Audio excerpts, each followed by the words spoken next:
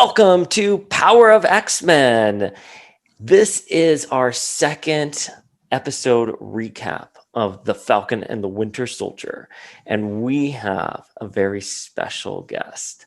This is someone that I have been speaking with since day one, since this podcast started, and we are so lucky to have him on the podcast today. This marks his first appearance as his mutant name, and we are just so happy to welcome the high-spirited and vivacious Madrox. Hey everyone, I'm so glad to be here. It's so exciting to be on my favorite podcast. Stop! I know, there are a lot of podcasts out there, but this is definitely my favorite. So it's really cool to be on here, to be able to talk about comics in general, the X-Men universe, but also Falcon and the Winter Soldier, because I think it's a really good series. And I think this was a really good episode, which I'm sure we'll get into in great depth. We don't need to take a deep dive yet, but this is really cool for me. Oh, you know we are going to do a deep dive, especially if you listen to this podcast regularly. You know, some episodes are like absurdly long. Wait, how are you doing? I'm doing good. It's finally spring weather here in Minnesota, so we don't have to bundle up, and we got some rain last week, which is making things green up outside. So you know that maybe this isn't false spring this time. We had false spring a few weeks ago, then we had winter again, but hopefully this will stick this time. I am a Florida boy, so the notion of false spring has never been in my vocabulary until I moved up north. And I never even really thought about it because my work always kept me traveling. But because 2020, 2021 quarantine, I have been locked in my apartment. And anytime I'm like, oh, it's warm, spring is here, the next day it's like 27 degrees again. Oh, yeah, then it's just absolute shit outside. And you cancel those plans to shorts and the t-shirts out of storage, and you just wait until that run of days that are really nice. And then maybe you allow yourself to hope. When I was like, hey, we'd love to have you on the podcast, I was like, choose a mutant name. And you chose Madrox. Why? Okay. It was super hard for me. Totally mainstream, but I also didn't want to go totally obscure because I'm a relatively new X-Men fan in terms of all of the mutants. I've loved the animated series and the characters that spun out of that growing up, but I really didn't start reading them in depth until a couple years ago.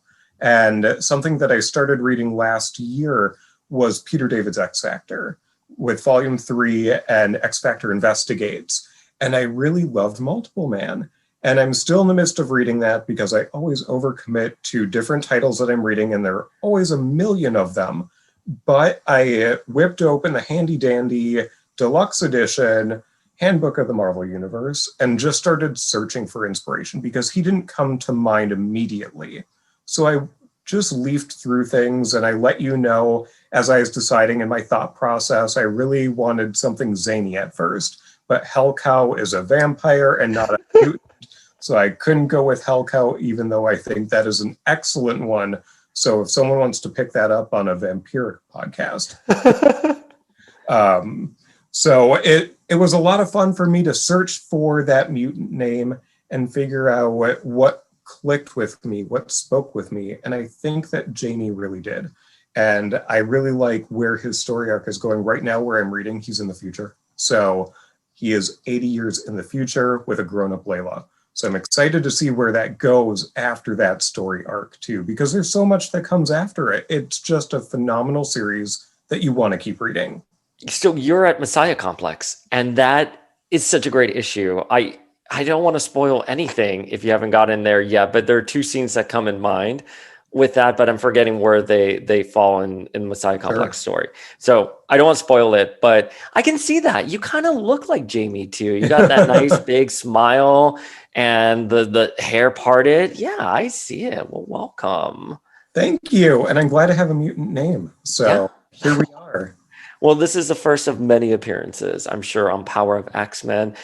I am looking at your shelves. I'm actually kind of blown away that you're kind of a newish reader because you appear so seasoned to me. And your shelves, like that is a badass collection of omnibus you have behind you. Yeah, so I'm making the stimulus work for me. And I don't have money to get the original issues. I have other series, not X-Men, but, well, one of them is X-Men related. I have the full run of Alpha Flight. So I have that physically in each individual copy, but there's no way I can afford the full X-Men. So I got the omnibuses because I really like how they stick related issues in there. It's not just reading through them digitally one at a time. They do a good job of packaging things together so you get full, complete story arcs. And I really like that facet because I like knowing everything. If I'm going to take a deep dive into something, I'm going to take a deep dive. And I don't want to have to revisit it because 6 months later I figure out, oh, this issue actually fits in with this storyline that I passed so long ago. So these are a great way to catch up on things and sort of know what's going on within the whole scope of the X universe. So I'm currently in volume 2 back there. Okay. Okay. I don't collect the omnibuses. I have the Marvel Unlimited app through digital because I'm in New York and I have very limited space. Right. I gave up on print issues a while ago, but I am starting to make sure I have a robust trade paperback library. So the omnibuses, they connect the dots for a lot of stuff, is what you're saying. Yes. And that's why I decided to invest in them as well, because they do connect the dots. And back there, there's also the X-Men Classic one, which is backup stories and additional information that they inserted into the classics when they were reprinting those issues. They noticed that they had gaps and storytelling gaps as they got further along. They obviously saw, oh, that actually connects to this, but it happened off panel. So we're going to go back and fix that stuff. So that omnibus is just all that additional information that they drew and wrote brand new when they were doing the classic line and reissued. Oh, yeah. that's dope. That's dope. I Right? didn't know that. No, I really didn't know that about the omnibuses. So are you reading the current books as they're being published? I am. Yes. I'm reading because of the Ten of Swords crossover event. I started reading all the X titles because I wanted the complete story. And whatever your feelings are about that crossover, one way or another, I know there are a lot of people that are on both sides. They loved it. They thought it was unnecessary. And then there are people in the middle. I probably fall in the middle. I'm in the middle too, by the way. Really fun. Some of it was excellent. And some of it felt, is this really necessary for a crossover event? Did we really need this aspect thrown in there? Hellions. Right. But regardless, it drew me into the other books. I was already reading Excalibur and the X-Men main title. So then I got exposure to the different teams, and I'm reading all of them. Right now, the one that's probably my least favorite is X-Force, Beast. And Beast. yeah, Beast in his real questionable bulge that he's rocking for the Hellfire Gala. I can't with that. It's so gross. Like, why? Wait, he's none such of a... us, I hate him. none of us consented for that. Just there. So, And he's right there when you walk in. He's right. It's right there. It's like you can't even avoid it. he's probably checking your ID with a flashlight and flashing it up as he's doing it Oh my to highlight it. I'm indifferent to X-Force. I think Beast, you know how I feel about Beast. I fucking hate Right. it. I roll. But I'm enjoying the books overall. Ten of Swords, again, I'm somewhat in the middle. I love Hellions. I think Hellions is a great book. It was shoehorned into that crossover. But I was just on vacation with my cousin and some friends joined for the afternoon. And one of them is a huge X-Men fan. And he's here like, oh, I'm going through Ten of Swords. And I love it so much so far. And I'm like, okay, I get it. If you're a meticulous like nerd, you're going to be looking at things hyper critically as we do. But then Right. Marvel has to appease those casual readers who kind of come in and they want to cross over. And they don't have what we have, which is that crossover fatigue or, oh, they're trying to insert a book here so they can, make more money or whatever. Like they're not as cynical as we are. I agree. I really got into modern comics and reading the new titles back in, I think it was summer of 2015, where it was, oh, what was the crossover event? It was God, Emperor Doom. It's Secret Wars. Secret Wars. Yeah, Secret Wars. There we go. That was my first big exposure. I'd started reading individual titles that spring, late springish, and then I saw this crossover event, and I thought, this is going to be so cool. I can read all these different limited series, and most of them were just not great. But the great thing about crossover events is that you get exposure to so many different artists and authors. So you get to understand what you like and what you don't like as a new fan due to crossover events, and it is baptism by fire. But you get those people that you start being attached to, and you think, this is my niche within comics. I want to follow this writer as they're going through things, or this artist, not my style. I don't know if I necessarily jive with what they're doing. Well, you started during Secret Wars. I mean, that's literally being thrown into a very convoluted story. I mean, even seasoned readers such as myself, when it was pubbing, it was kind of hard to follow along on sort of the world building that Hickman was doing, because of course, as everyone knows, Hickman loves to do his world building. I'm curious though, which character did you attach yourself to, or which writer and artist did you attach yourself to once you were going through that crossover? I really like the storytelling with the Fantastic Four, and then they put them on ice. They locked them away for a few years. Those pesky Fox Right movie deals. I know, and that was in the middle of that mess. So they decided, well, anything that's really attached to Fox right now, you're going away for a while. Yeah. And they did, and because I think that was around the time that the newest Fantastic Four movie was coming out, so they didn't want to give them exposure for that. Around that time, I think it tied in with like one issue or something like that, was Howard the Duck by Chip Zdarsky. I love Chip's humor and his writing. So it was really fun for me to find that and then build out from there and see what he was attached to and explore that. And I was living in Chicago at the time, so I went to C2E2. And it was really fun to really get exposed to Marvel through their panels and things around that time too. So you got to hear the people talk who were creating stuff. And as they teased upcoming titles, you were able to visually see their teasers on their PowerPoint and them talking about why they were excited about it and why you should be excited about it. So you're relatively a new reader in the scheme of things. What was your first memory of Marvel? When was the first time like Marvel entered the conversation for you? Were you very little? Were you an adult? I mean, obviously you've heard of Wolverine and stuff like that growing up, but right. What was that? When did that spark begin for you is what I guess I'm trying to. I'm glad you asked that, because many of my stories were I was digging around in a bin in my basement, and I was. And something else from that will come up later in this episode. But I was digging around in a bin in my basement. First of all, I'm just so like in awe that you have a basement. Again, well, Florida boy, we never had a basement. We have tornadoes here. So oh my God. Sorry, don't mean to laugh. I mean, we have hurricanes back home. Right. So same. But no basements. No basements. The communities adapt to what you need. It can be some sort of construction relevancy. In California, you're protected against earthquakes. You have a great infrastructure. Here we have basements because you could get blown over by nature at any point. Oh my God. Right? I know. So I found probably my first Marvel connection, and it is a golden everything workbook. My God, so look at on the that. cover for our listeners, we have Hulk very prominent. It's the late 80s. Hulk is the go-to thing, along with Thing and Spider-Man. So you really have the big three for kids growing up in the late 80s that are tangentially interested in Marvel. Yeah. So what is that? What is it? It is for learning. There are connect the dots in here, matching games.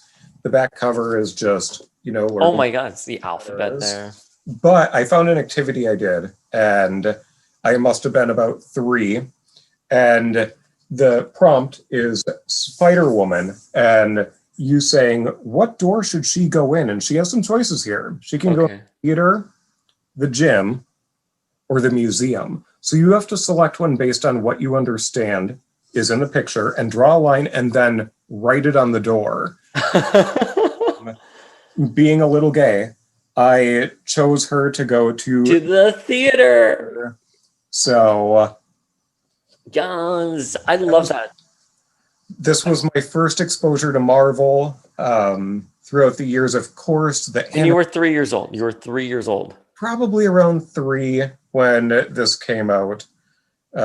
So, yeah.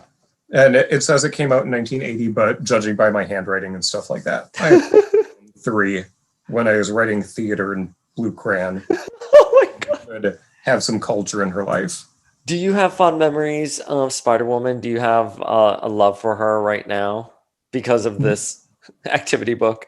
Not really, no. What really struck me, and I posted it on my Instagram a while ago, is my first comics that I had. And one of them was a Fantastic Four comic, and included in there on the team at the time was She-Hulk. I loved She-Hulk. And that's still the Fantastic Four team for me, is one that includes She-Hulk, because she's such a fun character. She is not mainline Hulk, Bruce Banner Hulk. I don't need him in my life. I need She-Hulk in my life. We all need her. She's strong. She's smart. She's witty. She rates the West Coast Avengers with Wasp in terms of how attractive all the dudes are. So that was a running theme, and there's a really funny tweet about that as well. She is who I attach to in terms of a female superhero, and I think I made a good choice in terms of that. I too loved She-Hulk growing up. I had the ToyBiz figure that was released in that limited Hulk wave. I had a card of hers. I'm not remembering from what series it was, but I remember just being so enamored by her, spiritually enamored. And have you read the Charles Soule She-Hulk? I have not, no. You will love it. You will absolutely love it. It is worth your time. And I think it's only like 12 issues. Oh, that's not bad at all. No, it's a really good series. You should check it out. So who is your favorite Marvel character? And I'll ask you who's your favorite X-Men as well. We'll get to that. I think Hercules is my favorite. And he's right there behind you. He's right here behind me. So he's a character with flaws. And I think that when you're a god or a demigod, it's very easy for people to write you as perfect and you have no cause to ever fail. But he does. And it's a slow recognition through the years, especially in the modern series, of him recognizing his weaknesses and accommodating them and figuring out how to work around those. Plus, there's a good deal of humor whenever he's involved. So even in the Thor series, when he would come up in the 80s in his own limited series, there's a good deal of humor injected there, where he thinks very highly of himself, and he's always taken down a peg. So, plus he is a muscle man, and he's down for anything with anyone. So what's not to love about Hercules? Did you read him in Dazzler's Extreme X-Men, his alt world with Wolverine? Yes, I did. Just recently read that. And I'm a fan of basically everything where he's popped up. And I can't say that about many superheroes, because there are some superheroes that may depend on the writer or the time in which it's published, but some of them just don't speak to you. They can be someone you really like, but then you hit a rough patch with them. Oh, yeah. I mean, so I've had a perfect relationship with Hercules. Had a perfect relationship with many other superheroes. And I'm interested to see what happens with him in the current Guardians of the Galaxy comics, where he is. Because he's not big, beefy Hercules, but he's still Hercules. So I'm interested to see how they're going to utilize him moving forward, because there's a lot to work with there, but there's also a lot of baggage that can potentially come with a character like him, who's been around since the 60s.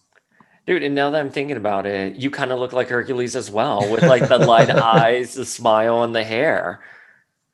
So wait, is Not that the musculature, but well, we haven't met each other IRL, but I'm looking behind you. That's a DK guide to the X-Men, right? That you have? yes, I found this used on clearance, I had that back in dollars or like the early something. 2000s. Yes, and it is so funny to read it right now because I think it stops at X2. Oh my So God. there are just some bad things in there in terms of like cringe or like you don't know where this series is going. You do not see X3 on the horizon over No, there. no one saw X3 on the horizon. No, Not even Brett Ratner. no. He didn't even read that script that he shot. Yeah, that's just wild. So wait, let's think of X-Men. Who is your favorite X-Man then? Gambit. It's always been Gambit. Going Yes. to the animated series, it was all Gambit all the time. And I've read his first limited series that I know that has been talked about on the podcast, and Love that it's series so good. much. So good. So I'm trying to work my way amongst all the other titles I'm reading. I'm trying to read through the Gambit stuff sequentially and Okay. the story with Rogue and how it all ties together. So I have everything ready to go for it. I just need to remember that I should throw in those issues into the mix. I reread that Gambit mini, that first Gambit mini, like probably every 6 months. I acknowledge the flaws with it, but I think it's so atmospheric. The art is beautiful. I think we got a very atypical superhero origin for the time. And when I read it when I was a little Dayspring, I had never been to New Orleans and I had never encountered a hero like Gambit before. So it just hit me at the right time. But Gambit, and I say this quite a few times, he's a character who is style over substance. And I'm totally fine to have a character who is very stylized in his appearance and in his vocabulary and his stories. Yes, absolutely. It's someone you can have fun with. You can Yeah. fan and have fun, and you don't feel weighed down by being a fan of Gambit. There are cringe things that happened in his history where you're reading it, and right now it seems that's a little creepy. I don't know if that would fly in today's editorial world, but back then it did, and you have to live with your characters as they're written. We can't go back and remove things like that. It's part of the character's development. And a great thing that I think happens once in a while is that they are able to take a storyline or an arc and look back at something like that and admit that it was bad. It was not, especially 30 years on, hey, this doesn't look great anymore. And you can work with the character in world to acknowledge that, accept that, and make amends. So maybe we'll see something like that for Gambit at some point in time. Yeah, and as we're going to discuss with this episode of The Falcon and the Winter Soldier, you do need to confront tough conversations, and they need to Yes. happen in order so you can evolve the conversation. But wait, I don't want to get ahead of ourselves here because Sure. we can just dive right in. I have so many feels. But so who you're going back, you're reading all of these different books. I'm curious, which writer is really resonating with you right now? I really like Claremont, and I'm in the middle of the Claremont run. I think he set up so many things that we still draw upon today. There is barely an X issue that touches on something that didn't originate from that creative period. Mm-hmm. So it's so important and intrinsic in terms of reading for me to start there because I like context. That's my number one strength. If you're going to do a strengths finder, my number one strength is context. So I need to know where things came from. And for modern X-Men stuff, it really is Claremont. Yeah. And seeing how things developed organically over time, that it wasn't just something that they put out and they said, this is the best thing ever. A great example, I think, is Days of Future Past, because when you go back and read it, because we had the movie and I read it then, and you're really surprised at how short it is.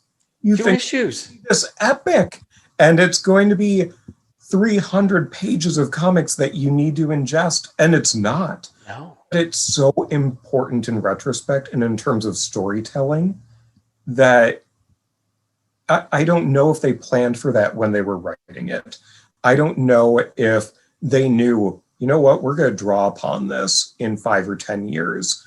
They were just doing a creative story, but the way that everything developed organically is really important, I feel, in the X universe, and understanding where things have come from. And there are a number of ways that you can achieve that. Of course, we have the internet, fantastic resources. So if you don't want to read everything and you're not some sort of masochist like myself, you can get the easy answers. You can get it condensed down for you, and you're probably okay with it. There are reference books. I mean, I have the encyclopedias and the handbook and things like that, so you can understand things that happened. The handbook came out in '85, I think the deluxe edition did.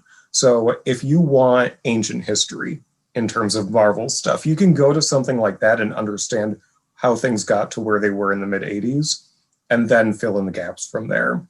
And of course, reading everything is the biggest answer, the ultimate answer to how you understand things. But it's going to take you a long time, which is what I'm discovering. If you're trying to keep up with the current comics and also do some back reading, it's a very encompassing hobby, and you have to really dedicate yourself to it. I talked about this with Zeb Wells, which was back in like the 90s, where you did not have the gift of the internet or these resources available for you. You could pick up one of those handbooks, sure, but most of the times you were going to your local comic book store and you're picking up an issue that's probably midway through an arc and you don't know what happened before. And you're just going to read it and you're going to pray that next time you come to the comic book store, the next issue will be there. And it made sourcing that material for yourself very precious. It stays with you. And it sparked a curiosity. And yeah, I mean, I think the internet right now is like such a great resource to go through things, and it connects the dots on a lot of stuff, because I go back and I read stories and I'm like, oh, that's what happened, or that's how this happened, because I didn't get a chance to fully read the entire saga. I had the DK book, or I read something on Wikipedia, but actually seeing it executed and seeing that chemistry between the characters, it's magic, you know? Is. And the Asgardian Wars, which is our book club for April 11th. It's somewhere there. Yeah, I have mine somewhere here too. Seeing those scenes, have you read it? Yes, I have. Okay, seeing those scenes between Rachel and Cyclops, oh my God. You know what I mean? You can read about it, you can see the images, but it's actually seen it. It's seen her at the end, like latching onto his arm and them walking together with Maddie pregnant. It's really fun. So I'm glad you're a masochist. Yes, and even And you're reading speaking everything. about Asgardian Wars, the underlying tension you feel as you're reading through that and what she's feeling, you can't get that from a summary. No. But reading through it, you can see where she is trying to make up her mind. Do I do this? Do I explicitly say, hey, yo, you're my dad? Or do I keep it? It's so good. It is so well written, and it's something that comes out on the actual pages that you can't find a substitute for. And, you know, on a larger subject, going back and reading a lot of these 80s issues, Rachel has such a prominent role. I mean, obviously I knew that, but seeing it executed, like she has an emotional arc. And even in Days of Future Present, I believe it is, when she manifests the Phoenix and Jean sees it and Jean confronts her about it. You know, of course I've seen that scene before. Of course I've read about it, but actually seeing it play out, you're like, holy shit, Jean is awful in this. But at the same time, you kind of empathize, because Jean's immediate reaction, which I had never seen before, was, how can you be my daughter? We are the same age. And Jean is coming off of just being resurrected, but Rachel is coming from the future where she lost her mom. It's just so much emotion. And I think you do miss out on that if you're just reading these summaries or if you're just doing the guides, to sum up what we've been talking about. Yeah. So if I could summarize the arc that we just covered, it's if you have the time and take a deep dive, read however you can. You can read it on Marvel Unlimited. You can get the omnibuses. You can get trade paperbacks. They're accessible now, which is wonderful for new comics fans. The accessibility is huge. And I think that there are such affordable options now too. You can find what works for you. And that's really important, I feel, in terms of growing our fandom and being a very open fan base, because it's easy for me jumping into a podcast like this, which is very X-Men centric, obviously, to have imposter syndrome and feel, oh, I don't know everything, so why am I here? Why am I talking about this? But people don't have to feel like that. And that's the awesome thing about this podcast and others that are within the family, because I think that your podcast and others really build upon each other and build one another up, which is so important. And you make everyone feel included. Oh, thank you. That's something that fans really need, especially if it's all new to you. You need that safe space. And I feel that there are a few podcasts that create that safe space, and you can give them shout outs. You know them personally and had them on the show. You've been on their shows. It's really that community there where people can go, they can listen and feel like they can connect with someone, be it a guest or a host or even a concept. I love what you just said, because this podcast was born as a reaction to that vitriolic nature of the message boards, where you had, knowledge gatekeepers. And, you can spend I've been reading X-Men for like 30 years at this point, but I still don't know everything. Right. I have not read every single page. And for someone to come at you for a comment or something, you're like, no, I don't want to do that. And you also miss the opportunity of sharing your fandom with someone else. And by the way, there are things that you're going to say tonight on this like 5-hour podcast episode that I'm going to be like, oh, I didn't know that. And you're going to give me some knowledge and vice versa, because that's the entire point of this community. Right. And one of the things that I feel I missed out, because I grew up in Miami, like we did not go outside and play, after like 8 p.m. during the 80s in Miami. But also I didn't have a local comic book store. I didn't have friends at my school. Well, I didn't have friends, period. But I didn't have like a group of people I could sit down with and really talk about X-Men with. Like it was my cousin and I who kind of like shared the cards. Mm-hmm. But I didn't get an opportunity to see him like every single day. So I'm like maybe once or twice a week. But I had so much knowledge and so much passion for these figures, for these trading cards, for these video games, for these animated TV shows. And there was really no one around there to talk about it with. And that's why I just love podcasts like House of X, The X-Wife, X Reads, and the list can go on. But everyone just wants to talk nerd. And it's so refreshing, especially during a global pandemic. You know what I mean? Yeah, when that element of the local comic book store was removed from us for so long, and comics were paused. We weren't getting new stuff. So we read the old stuff, and then we had thoughts about it, and then we couldn't roll in to our local store and vent about it to some poor employee who probably has heard it a dozen times before. But they're as enthusiastic about it as you are, because they're working there, they're in that environment, they live for that. And then you find your people, your tribe to really talk to and reflect on what you're reading. So yeah, podcasts are really filling that void right now. And I think it's a new mechanism for us too that will carry over. It's not a COVID exclusive thing. It's something where we have found a need for it, no matter where you are, because there are people who are in the same situation you were in when you were growing up, where they don't have people to talk to about it, or they have thoughts, but they want to hear someone else's thoughts. And podcasts are there for them now.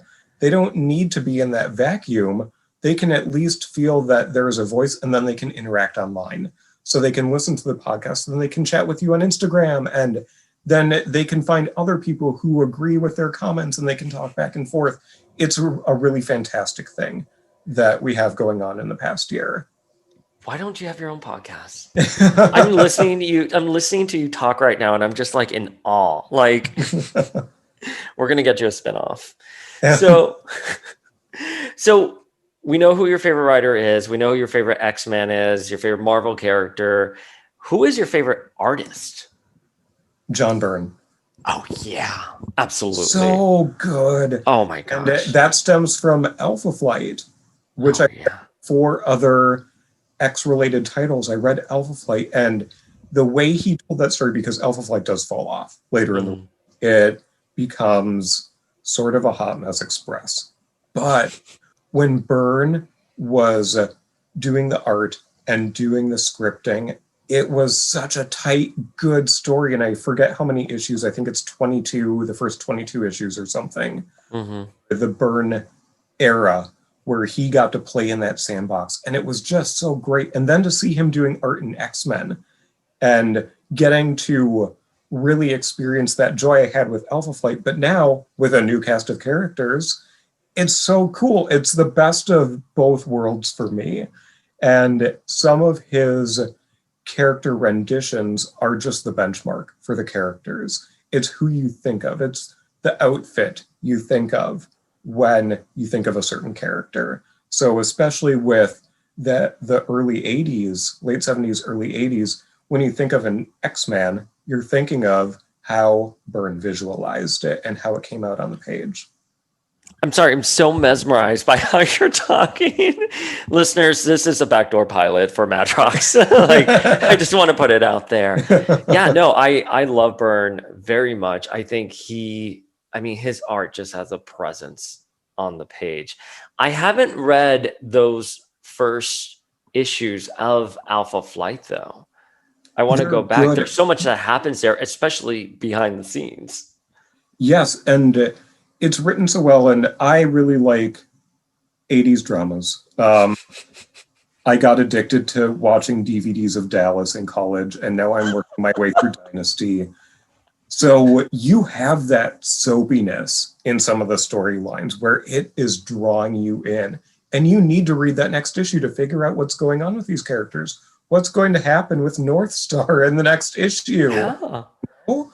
So it's such a tightly written story, and you can tell that he sat down and plotted it.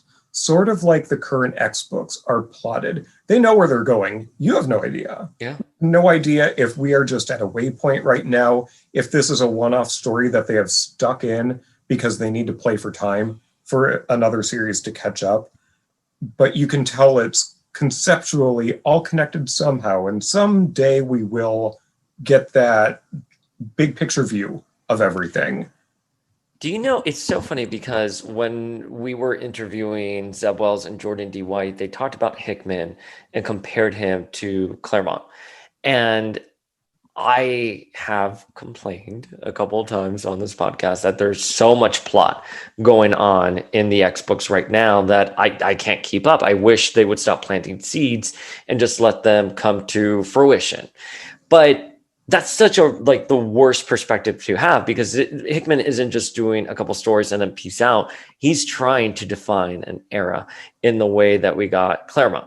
And he wants to set up seeds for other writers to source so they can unearth them eventually one day and create their own story with it. And that, to me, is just brilliant. And that's a recipe for success with these books. And you just mentioned something that I thought was so incredibly brilliant, which is the soapiness of the stories, right? And I think that's what drew a lot of people into the 90s X-Men. I know we look back on the 90s X-Men and we think it's a very gluttonous, way of telling stories. But I also think the incestuous nature of some of these mutants and their relationships and who's connected to who and who's dating who and who's angry at who and which characters are interacting on panel, that's kind of like magic. It is. You know what I mean? For the reader. It is. And that allows you to really go on a journey with whoever your favorite character is, because you know if they're not featured in this issue, they're going to come back the next. So if this is not a Cyclops issue, you know he's going to get his due in 1 or 2 issues. You'll get to catch up with his storyline, and then you switch to another one. So it really makes you a well-rounded fan, and it helps you be knowledgeable about everything that's going on. It's not a solo title. This is a group title. You know what you're signing up for if you're reading X-Men. You're not reading the solo series to figure out, hey, this is not just Cyclops' story. This is everyone's story. You know what I've recently rediscovered since this podcast started was when I go back and reread some issues, it'll be like Uncanny X-Men, 333, and then 334 has nothing to do with that story. And I'm not saying those specific issues. I'm just pulling out numbers out of my head. Right. Yes. But I'm just like, oh my God, like, where does this story end? And you have to go back and then, oh no, it ends in Wolverine number 83. So right. And you're like, what the shit is this? That would not happen in today's world. No. But that was part of the magic. And that was part of, that curiosity and going out and searching for that story. Or maybe that story never came to an end in your head and it's still open and it's super magical. It's happened with a couple of stories. And then I've read the ending to them. I was like, oh, it was better in my memory. Womp womp. Right. And that's the cool thing about the current X-Men Legends that they're putting out, is that they are able to revisit those loose ends and tie some of them up. I love X-Men Legends. It was so interesting for me as a new X-fan to read that first issue and to then I work my way back and I'm like, why was this a thing? And then you figure out why it was a thing. And they actually do a really good job explaining it within that book as well. So if you are a new fan and you think, this is sort of cool, I want to read this, you're not left totally in the dark either. They're able to just throw in a few boxes within that issue of X-Men Legends so you know what's going on. You get contextually, why is this sort of an issue? And then you can always dig into it. But you don't need to understand the storyline that's happening. So which book or which series would you recommend to a new reader that would be kind of like a gateway drug into the X-Men? Sure. I have a suggestion, and then I'm going to throw it back to you to help me with another answer. So Giant Size 1 is where the era really begins. You don't need to read the 60s X-Men. You really don't. You can if you want to, but you don't need to. But I really like the team that comes along in Giant Size 1, and they roll forward with that. It's an easy starting point. But there are X-Men for every sort of fan. If you're looking for a detective story or a mystery, you're going to go with X Factor Volume 3 because it's sort of noir and you get sucked in and it's long arcing storylines. You have to really commit yourself because some of these things last for 20, 30 issues and it comes up again and you sort of reference back to something. And there are other titles that are out there in terms of maybe someone is more inclined to fantasy. Right now, if you are a fantasy fan, you would read Excalibur.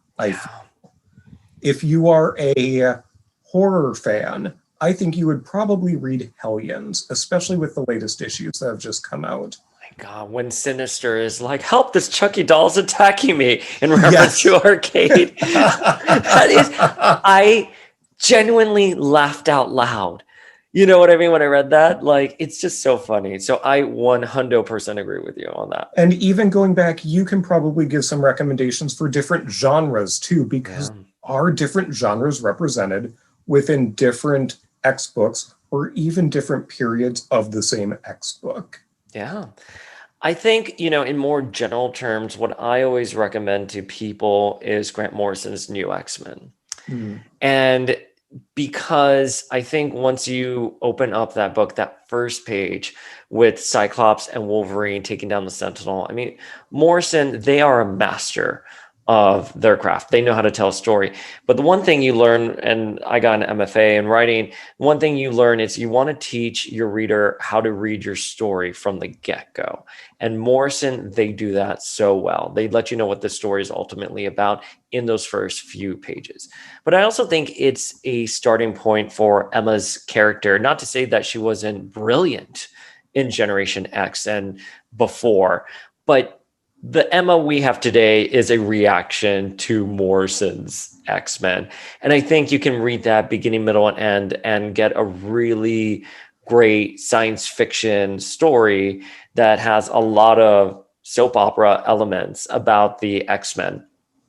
I don't want to recommend this because I absolutely hate the writer, but I think Whedon's Astonishing Run is a really great, more mainstream starting point, because you have Kitty who kind of like comes in and she's a vehicle in which the readers can empathize and see the mutants for. But I'm always perplexed when Marvel says, oh, we're creating this crossover so new readers can kind of like hop on. I think they did that with AVX, for example. And AVX for me shouldn't have been a station where you get new readers. It's sort of a terminal where a certain story ends. In this case, the Messiah story. So it's always kind of tricky, but I really like the idea that someone can just pick up a random comic book and just be so intrigued by what they read and they can just go with it. And I love what you also said about the different genres. I never really thought about that there would be a reader out there who would be like, well, no, I'm going to gravitate more towards fantasy, which, by the way, Teenie Howard is a brilliant fantasy writer. I'm not crazy about Excalibur. There's some things about Excalibur that I'm just like, not for me. But talking about her writing, her character development, the world building she has done, she's phenomenal. Yes, she is. And what a brilliant writer. She's one of those writers where from now on, every time I see her name attached to something, I will read it. Yeah. That sort of writer for me. And her and Hickman complement each other so well. I have said this countless times before. I think Hickman can be very stale, kind of like a little stiff there. And I think Teenie probably opens up the floodgates.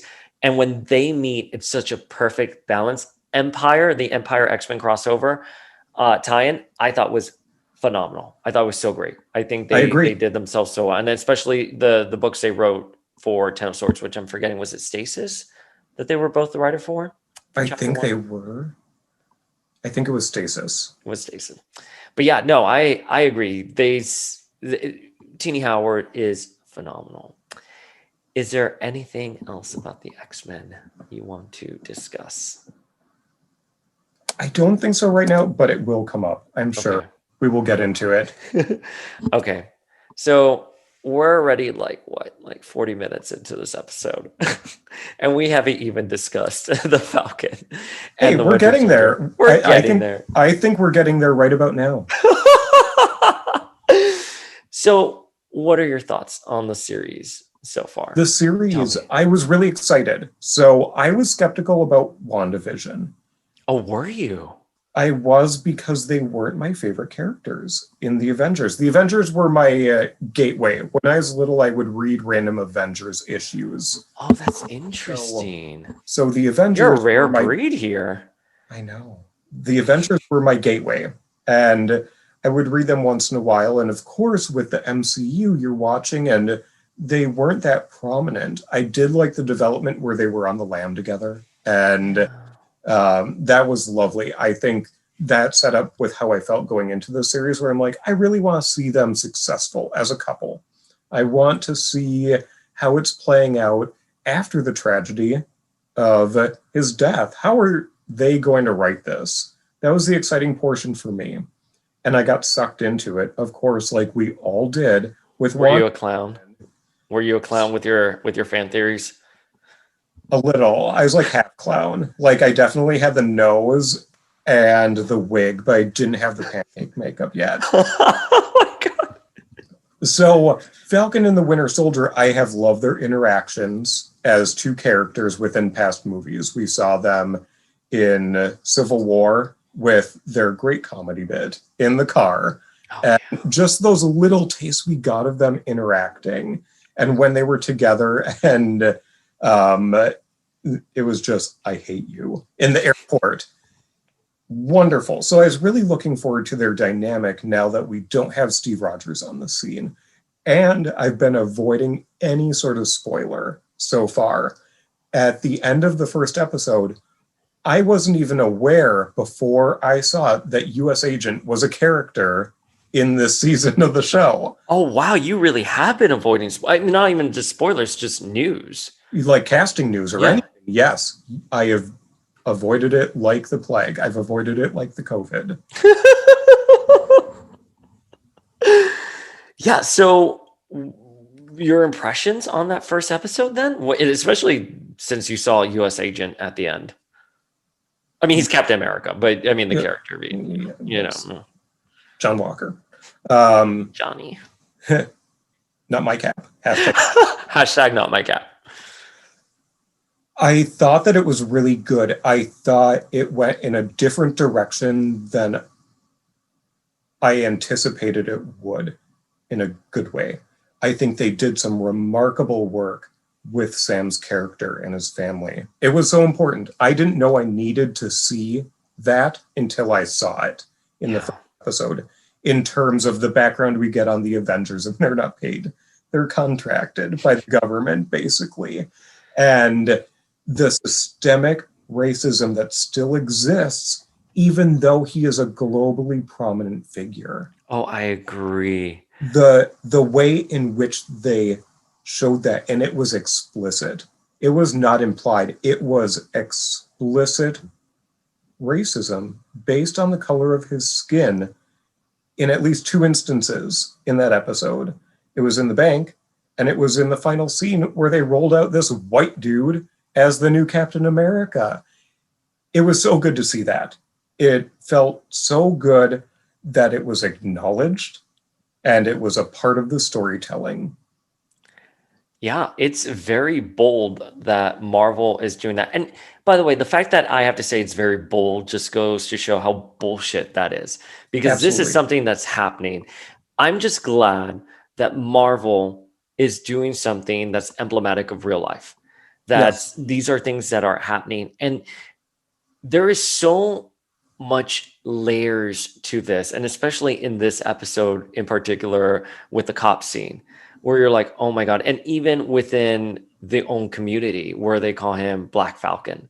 Black Falcon, yes. Like it's just it's so interesting, the layers that Marvel is taking. And I said this on the last episode with Warpath Dylan.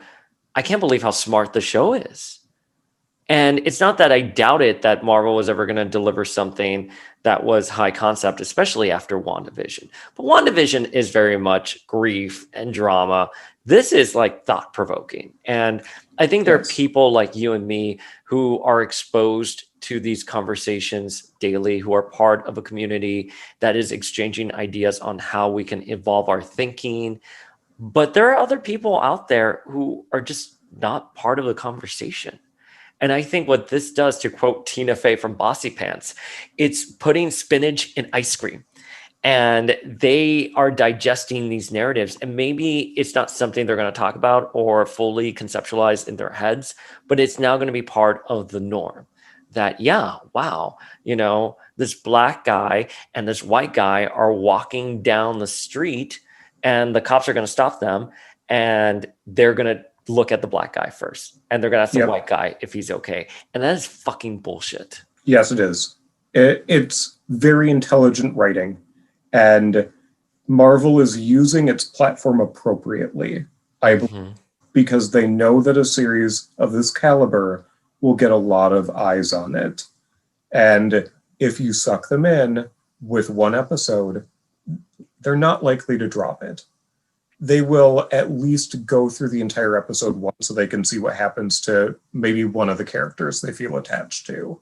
And this is a limited series as well. It's not going to go on forever. I think how many episodes? 6 episodes. 6. So this is even shorter than WandaVision. So but the episodes are longer. True. So they know they have the opportunity and the platform. And like you, I am so happy they're utilizing it to the extent they are and as they should. The only thing that I'm kind of like, I was thinking about this on the car drive back from the mountains. It's like, so this series is going to basically be the same as WandaVision, which is her journey to becoming a Scarlet Witch. And I'm not saying, I said this before and I kind of got like some angry counterpoints. You can skip WandaVision. I don't mean like you can skip it because it's a bad show or anything. It's a great, wonderful show. But at the end, she comes out Scarlet Witch and she moves away from it. And that's kind of like its own story she'll pick up in Doctor Strange. My Yes. fear is that for this is, Falcon's journey to becoming Captain America. And it's going to end there. And then we'll just pick up with him being Captain America. So you can just draw the line from Endgame here. And it could be a skippable show. I get it. I understand why something like that happens. I was just hoping that bigger things would happen. And it's not that I want to be a clown. It's just Kevin Feige really did position WandaVision as like the first chapter of a multiverse saga. So then you see Quicksilver from the Fox X-Men and you think, oh my God, Evan Peters is most certainly going to be Peter Maximoff. Right, it makes sense. He's here. Yeah, he's here. So you think that's going to happen and it doesn't. So you're like, oh, I'm a little disappointed here. But I understand now. I follow, I don't know if you watch her, Grace Randolph from Beyond the Trailer.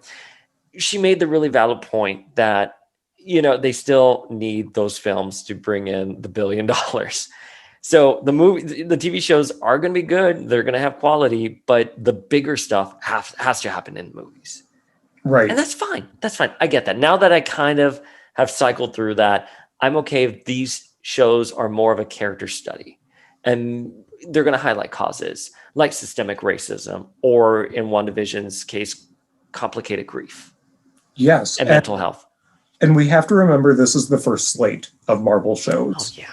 So I think that they needed to see what they could do before they invest more storytelling capital into it, because they're not pulling punches when it comes to budget, obviously, with the visual effects. And they are giving the creators carte blanche.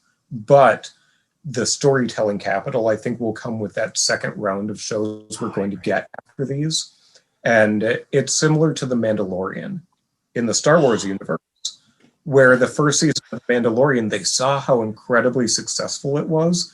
And then with the investor call that Disney had this past fall, they've really blown things up. Like, they are spinning things off of Mandalorian now, giving that a greater platform for storytelling within that universe. I think we're going to get that with Marvel after WandaVision, Falcon and the Winter Soldier, and Loki. After they see how these do, I think we will get to that point where they see, yes, blockbuster movies are so important, so you can spend that money on these shows. But also, you can start saying, no, this is important. You actually need to see this to understand what's going to happen in the next step, be that another show or another movie. Yeah, first of all, I 100% agree with everything you said. The thing about Mandalorian, though, and I think why the bar was so unfairly high for WandaVision, is you did have your Baby Yoda and Luke Skywalker moment. Yes. And I don't know if it was just because of all the leaks with WandaVision that maybe, Evan Peters was supposed to be that Baby Yoda moment. Maybe the twins were, but right. When you're watching Mandalorian and in that first episode and you see Baby Yoda, you're like, what? And similarly with the end of the second season with Luke coming in. I mean, I was spoiled with it because of the feeds, and it took me a while to get to that episode. In fairness, I was able to avoid it for like 3 weeks. It just took me forever to get there. But I genuinely, even knowing that was Luke, you're like, holy shit, this is the best scene ever. You know what I mean? Yeah, this is big. Feel this is big. What I'm watching right now, it matters. Yeah, and that's the only thing with WandaVision. I wasn't like, this matters. Like, of course, she adopts the name Scarlet Witch and she has her new costume. She rides off into, the mountains. But I missed that point where maybe Doctor Strange would have come in and said the magics are being abused. I know that's such an Avengers disassembled quote, but maybe that's something they're gonna put down the line. But going back to Falcon and the Winter Soldier, I've been pleasantly surprised with it. I think this conversation is a little too deep because I want to ask you very vapid questions. Let's go through some vapid right now. We're gonna switch it up. So let's do some vapid questions. We're gonna do the rundown of the episode. Everyone's getting everything from this episode. You're gonna get everything, listeners. You're seriously such a fun guest, by the way. Like I'm so glad to have you here tonight. By the way, well, thank you. So let's get some vapid shit. Okay, let's be totally surface level. Okay, like how cute are Sebastian Stan and Anthony Mackie? Oh, the part of me wants to shout "kiss" at the screen all the time. And I don't know if you ever saw 30 Rock, but there's an episode with Kathy Geis where she's seeing two people reenact a soap opera scene that she likes, and she just shouts, "Kiss, kiss, kiss." And that's what I want from them sometimes. But also their dynamic. It's obvious that they as actors have worked on their dynamic as characters. And it shows that they invested time in one another and how they want to do things, because it's nuanced. Things are not written like that within a script in terms of how they are interacting with one another. You'll get some short directions, but you're not going to get that vibe that they're giving one another and how they play off of one another's frustrations and conclusion. It's so good. I love watching them together on screen. They have such beautiful chemistry. And I want to piggyback off of what Warpath Dylan said last week about Anthony Mackie in that Black Mirror episode about bromance and love taking on very different forms. I don't know if I necessarily want them to be lovers together. I love their bromance, and I love the love that is born out of that bromance. Does that make sense? It makes a lot of sense. And that's the You're other like, part yeah, where I'm like, I want them to kiss, but also what they have going on is so good. And the characters don't realize it's good. And that's even better is I know. They are interacting, they are depending on one another. They're actually utilizing one another's strengths while going through this journey together. But they don't yet. So I am really looking forward in this series to them understanding and appreciating one another and what they bring to the table. And I think we got closer to that this episode, but we're not there 100%. And Madrox, I'm sorry. I'm not screaming at the screen saying kiss, kiss, kiss. I just want to be very clear. Oh no. Like I am there too. I'm sorry. And I was like, let's be vapid. I'm like, no, let's have a long convoluted conversation about bromance and like heteronormativity and how it can translate into love or whatever. No, they are adorable together. I want to see them hold hands and get married and ride off into something because they're adorable. Yes. But if they stay status quo as they are right now, I'm fine with that too. Okay, so I'm going to ask you a fuck, marry, kill. Yep. Fuck, marry, kill. Falcon, Bucky, Johnny Walker. All right. And I'm going to take them as of this episode because we all know different things outside that have been in the comics or things like that relating to these characters. I'm taking them as of this episode because I have some thoughts on John Walker. Yeah, I called him Johnny Walker because I'm an alcoholic, by the way. Whatever. You should sue them, by the way, within the Marvel Universe. But I would marry Falcon. What a guy. What a fantastic human being. Just all around great. He has the medical background from when he was on active duty. He's doing things great for his community, for his family. Sign me up. Okay. I'm ready to put a ring on it. Oh my God. Yes. So, Falcon, call me. Do you hear that, Anthony Mackie? Yes. I would fuck Bucky. Yeah. He's pretty. He's so pretty. He's so pretty. And I feel he would be a good lay. Yeah. I just feel he has experience. He's over 100 years old. Some techniques on you that you never even knew existed. I'm gagging right now. I love how thoughtful your answers are right now. Well, the next one is I just kill John Walker. I just we'll get into some reasons within the episode recap, but what a fucking tool. What a tool. But you know what the worst part is? Like, I would end up with someone like John Walker. I always gravitate towards assholes. Not that my husband's an asshole at all. No, no, no, not at all. But like, I've always like, I can just see myself falling for like that jerk who like mistreats you. And it's, on the surface supposed to be the all-American, but is totally not. Oh man. I dated a lot of those before I ended with my husband, my husband is totally a Falcon. Oh. And that makes me think that John Walker would be a good gay porn character. Oh my God. SeanCody.com. Yes. This episode's sponsored by. Thank you, Sean Cody. I don't. He is even looking at him as Captain America. Oh, you just want to punch his face. He is a men.com storyline in the making. Yes. Oh, yes. Yeah, no, I'm 100% there with you. And like, you don't even pay for it. You just find it on like Pornhub or something like that. Yes, absolutely. Don't pay for John Walker. You do not pay for John Walker. I was going to say something totally obscene, but anyways, we got to keep it friendly here. Yes. Okay. So one of the things that I find that's so curious about the characters on the show, Sharon. Oh, wait, I don't want to spoil anything for you if you don't know casting announcements. I'm sorry. Yes, go ahead. You go. Okay. Here, how about this? Let me ask a very general question. I feel that Captain has very intimate relationships with everyone in his life, whether it's his best friend, girlfriend, or a fling. Out of Peggy, Sharon, Falcon, and Bucky, who do you think is Steve's true love? Because we got some Stucky stans. I'm a Stucky stan, but I also can see the chemistry between Steve and Falcon. But obviously he chose Peggy.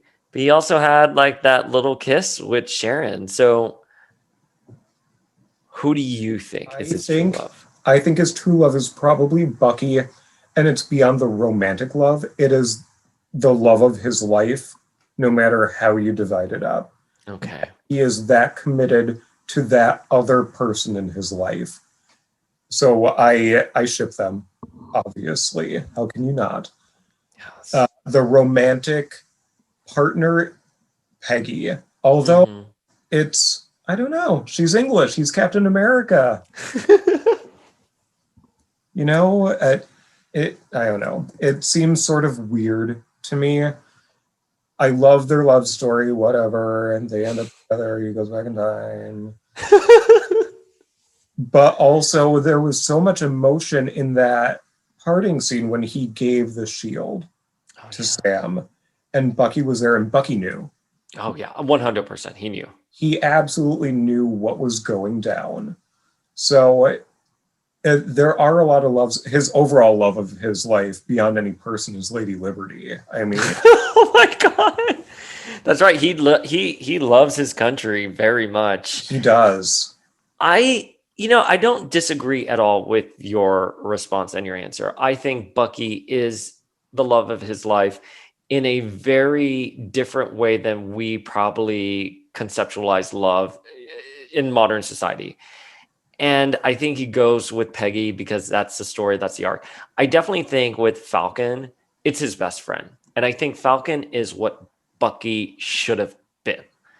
But, but Bucky is now the damaged boyfriend that he wants to fix, you know what I mean? And that's where they have their chemistry.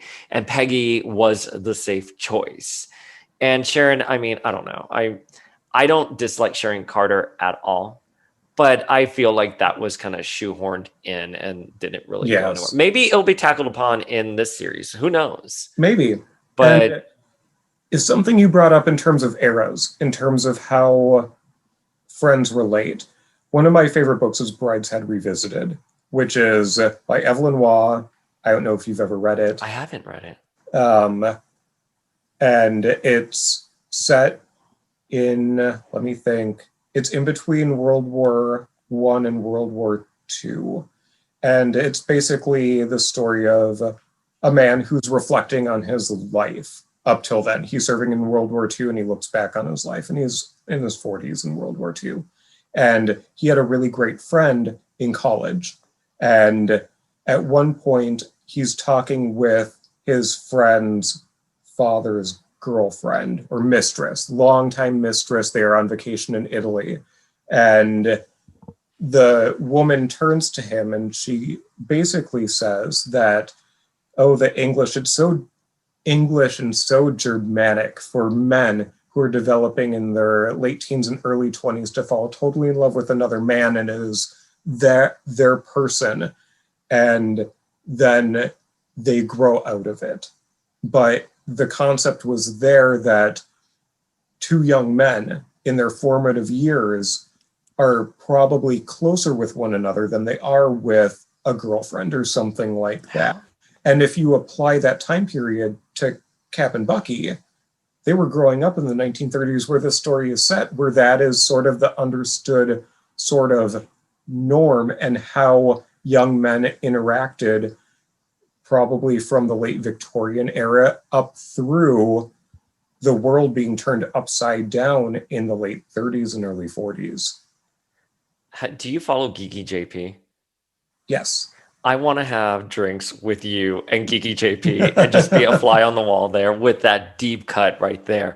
No, I absolutely agree with you. And especially when you think of that era where gender and sex was completely a stereotype, right? The mentality that men are from Mars and women are from Venus. I mean, that came later on, but you understand what I'm trying to articulate here.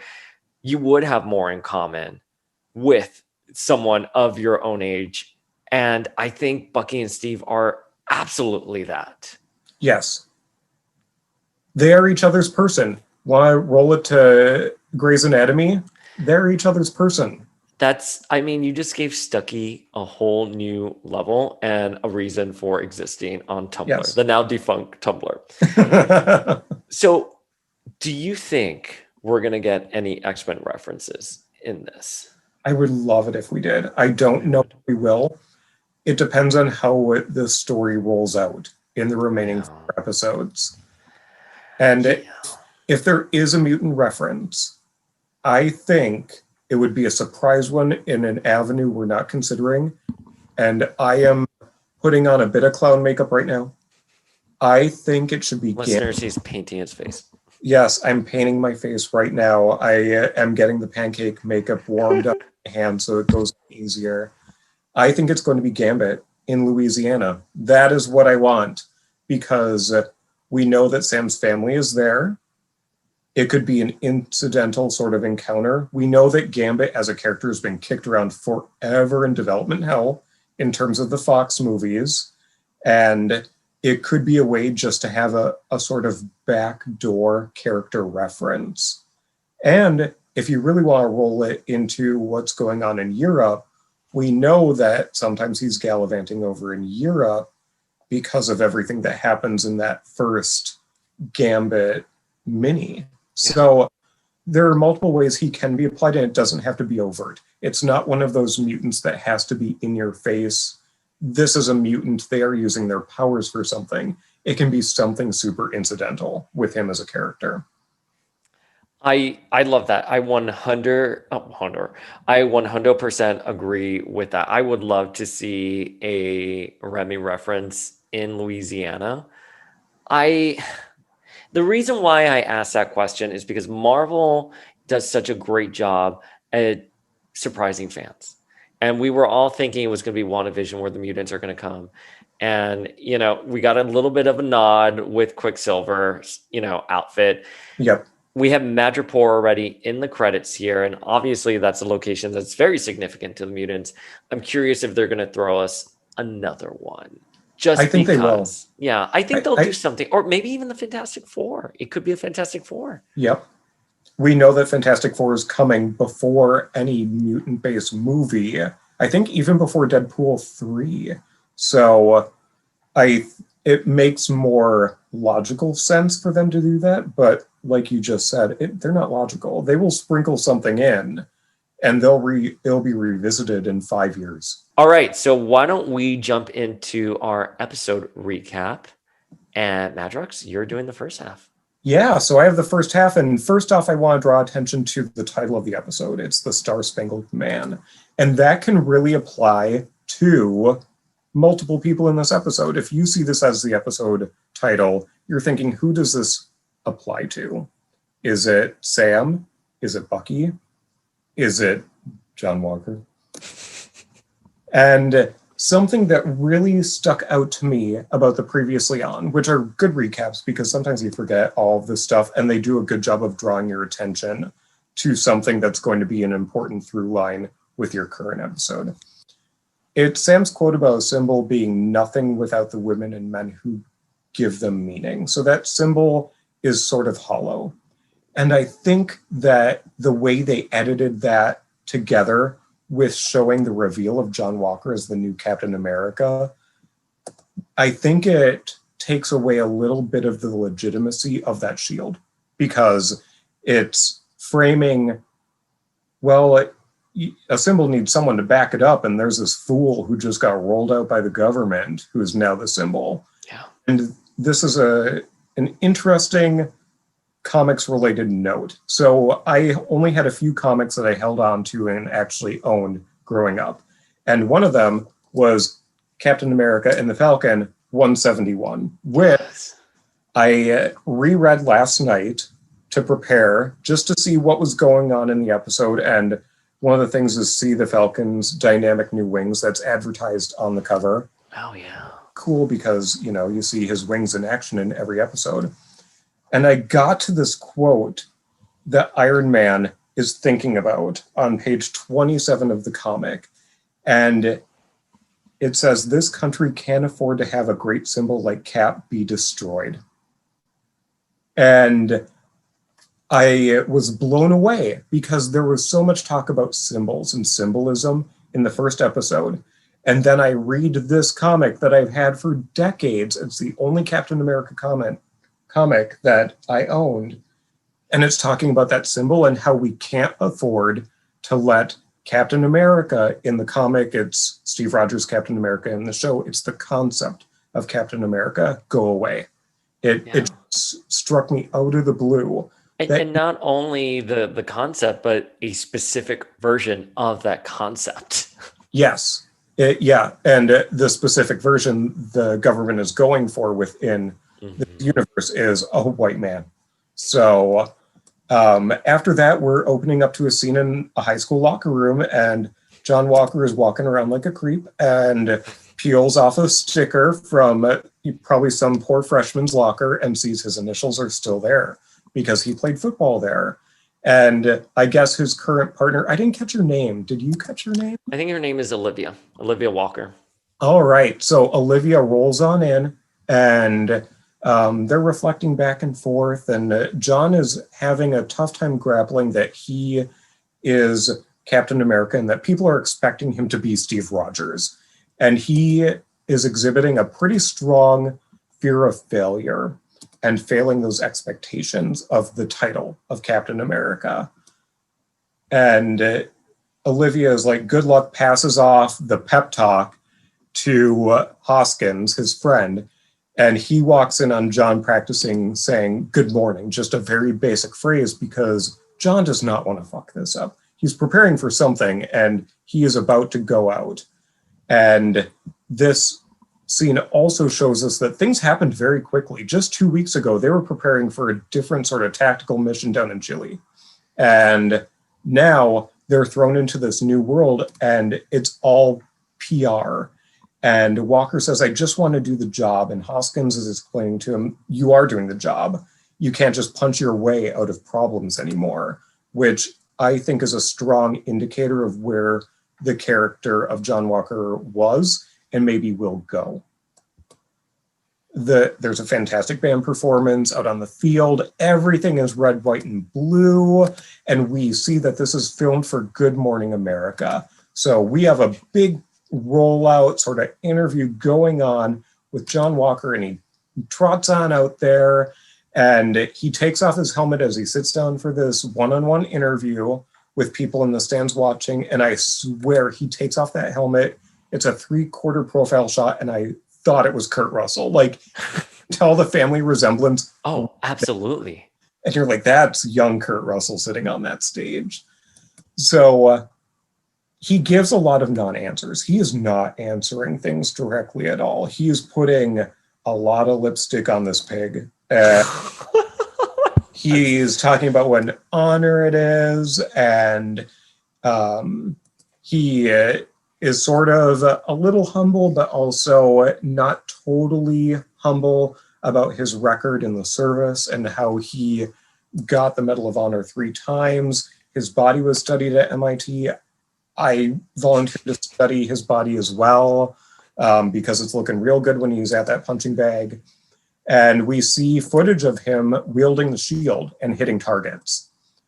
He says he doesn't have superpowers, but he does have guts, which is what Captain America always had. And it's sort of thrown back at him, well, hey, did you ever know Steve Rogers? And he said, no, I didn't, but, you know, I really followed his career and everything. And then we see Bucky watching this interview. Oh, I know. Bucky is having none of this shit. And, John Walker says, I like to make people feel safe, which is another just shut up. And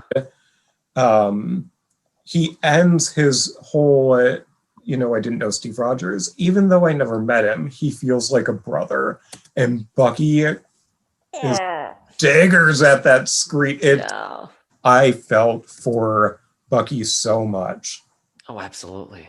I mean, your best friend is gone, and he was like your brother, and you're watching some D-bag that has had this mantle for less than 2 weeks talk about how much he feels like Steve Rogers was always his brother. It just, ugh.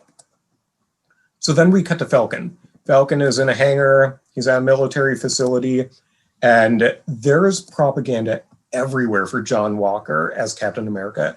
And the phrase "Cap is back" is plastered in big letters over it. And he's preparing to go on a mission. And then Bucky shows up. And how the hell did Bucky get into a military facility like that? I don't know.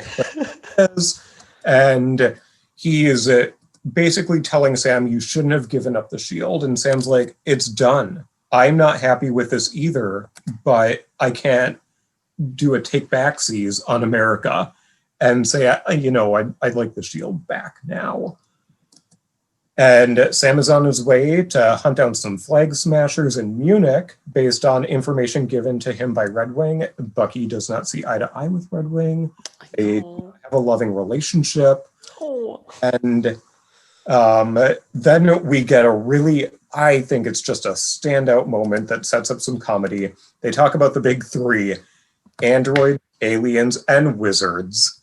Oh my God, that was such a great scene. So good. And Sam's like, we always end up fighting one of these.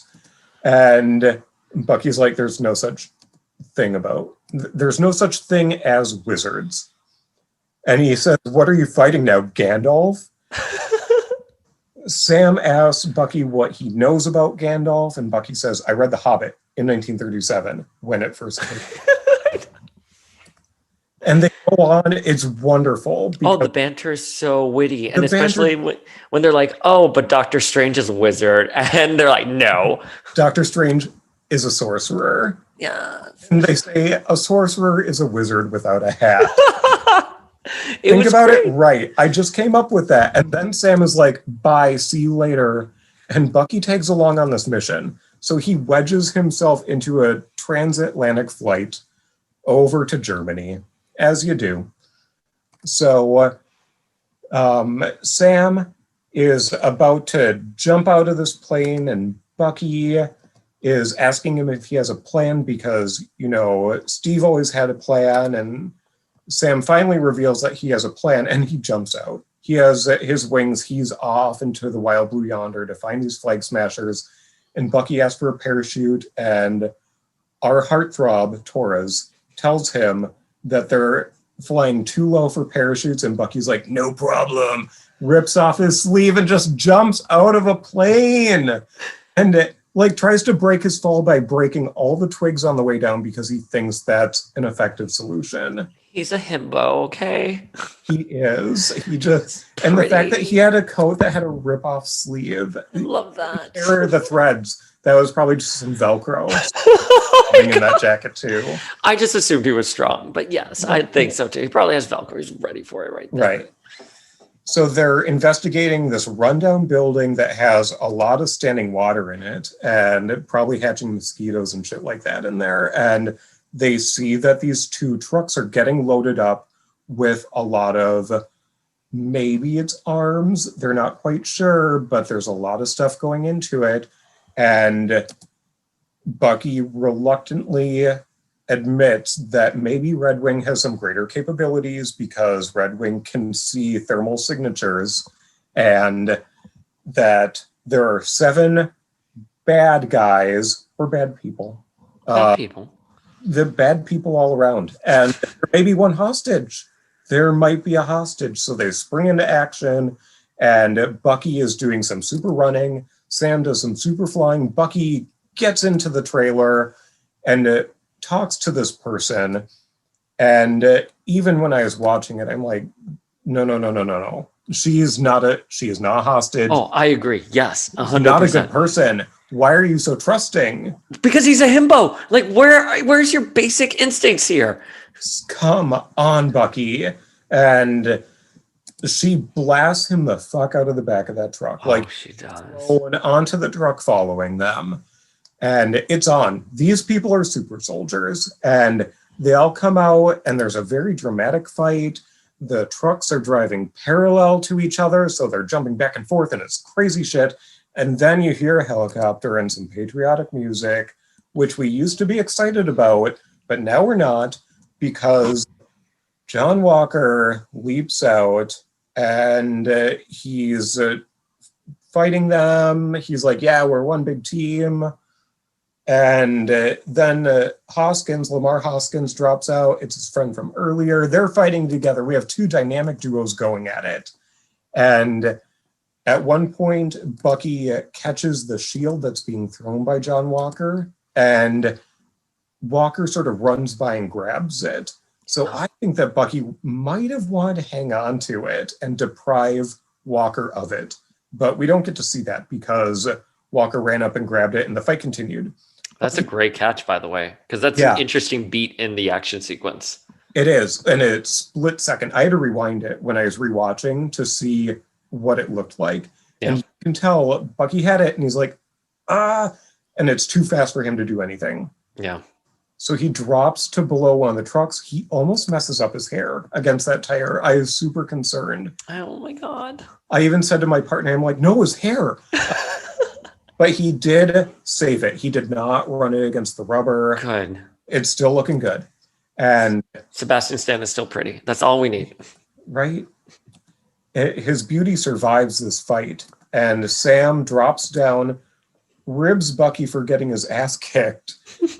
And then Bucky's trying to slow this truck down by putting his arm down and drag. There's just a lot of sparks as a result. There's not much else happening. And Sam is like, fuck this. And he grabs him, and they take a roll in a field together. It's so nice. It's so cute. It is. Meanwhile, John Walker is up on top of this truck. He uses a gun to shoot up one of the super soldiers. Like, I don't think we've seen something like that from one of our like big heroic characters. Usually it's something fancier than I'm just going to pull out this Glock and this dude. And he does. So hashtag not my cap. And they eventually get sort of a stalemate up top, but it's not great. John Walker almost falls off the semi. He is hanging on by his fingertips. Lamar gets his ass tossed off the back. John Walker quickly throws the shield so Hoskins can land on it and like skid to a stop on the roadway. And then Walker gets punched and he's launched off the semi. onto the windshield of a car, now following closely behind, two racing semis with people fighting on top of them. What's this person in Germany thinking? Why? Why? Why are you that close behind a semi? I thought the same thing. And then you see people fighting. You're like, I think I should follow even closer. Yeah, let me tailgate. Right? Because that's going to be a good idea, because that's going to end well. So we're going to cut to Bucky and Sam. They are wandering down a road. Poor Red Wing, he's out of commission. Oh, they're comparing notes about, we have to find out where their serum is coming from. And how are there 8 super soldiers running around 80 years after the last ones were created? Something's gone seriously wrong here. And then we get a Jeep rolling up with Walker and Hoskins in it and some army lackey driving them around. And he opens with, so that didn't go as planned. And no shit, Sherlock. And he's trying to offer them a ride. And Bucky and Sam, no, they're good. We don't want anything to do with you. And John Walker says, well, we're pretty much dealing with one of the big 3. And Bucky screams, there's no such thing as wizards. Which is just perfect. But I mean, they set up a great comedic concept in this episode, and I'm here for it. I love it. Walker wants to work together. Bucky's, no thank you next. And says, just because you carry that shield doesn't mean you're Captain America. And by this time, Bucky and Sam reluctantly get into the Jeep because the airport is 20 miles away. So they think they can suck it up and just deal with it. So Walker continues to be an asshole and says that serum doesn't exactly have a great track record, no offense. When they finally get to the point of saying it's super soldiers, this is bad news. We should probably act on that front. Lamar says they showed up not because they tracked the super soldiers, but because they tracked Sam through Red Wing, which is so shady. So shady. Oh my God. I couldn't agree more. And Bucky is our smoldering king in this scene. He is just, oof. He's staring like only he can stare. Like the teen heartthrob that he is. Yes, I want a poster of him. Oh my God. And Walker proposes a formal, let's make a team. And Bucky is just flat out says, no, this isn't going to happen. And Hoskins chimes in. He's like, you're just getting your asses kicked. Hoskin reveals that his code name is Battlestar, to which my partner said, Galactica? Oh my God. First of all, yes, that was my knee-jerk reaction too. And Bucky's reaction was, Battlestar? Stop the car. And he jumps out. He's, no thank you. We are not going down this weird name route that you probably gave yourself. So then Walker is really reflecting to Sam and trying to be like, we're just trying to do the right thing. I'm not trying to be Steve. I'm just trying to be the best Captain America I can be. And it would be a lot easier if I had Cap's wingman at my side. And Sam's reaction is, it's always that last line, then jumps out and joins Bucky, and they're walking away. And this doesn't seem to bother Walker, Hoskins, or their chauffeur as they just drive away from them. Don't even try again. See you later. We gave our effort. And then the last part of this first half, which I feel is crammed with so much.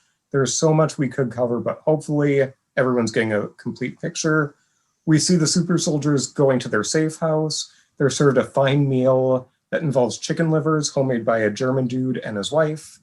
They're told that, hey, everyone's calling you Robin Hood, and you'll have refuge wherever you go. The female super soldier, Carly Morgenthau, gets a text from an unknown number that says the sender had their stuff taken by these super soldiers, and they are going to find and kill them. And around this time at the safe house, the other super soldiers are getting online and they see that Interpol has images of them. They have their names and it is being broadcast everywhere. And Carly says that she needs to know the others are committed because after tomorrow, there's no going back. So we cut to Baltimore, where Bucky sort of is following his instincts. And he and Falcon are walking through a neighborhood. And a little kid comes up to Falcon and is like, "Hey, it's you, Black Falcon." Oh, And Sam is like, I'm not Black Falcon. I'm Falcon. That's like me calling you, "Hey, Black kid." And the kid's like, "Oh, you're right." And, they continue walking. So they knock on the door of a home and a teenager opens up and they're looking for Isaiah. And the teenager's like, "No, no, no. There's no Isaiah here." And Bucky's like, "No, he is. Like, tell him it's someone from the Korean War and he'll know who it is." And so that does the charm. And Bucky and Falcon walk in and they are visiting the home of a forgotten super soldier, Isaiah Bradley, who was active during the Korean War and he went up against Bucky.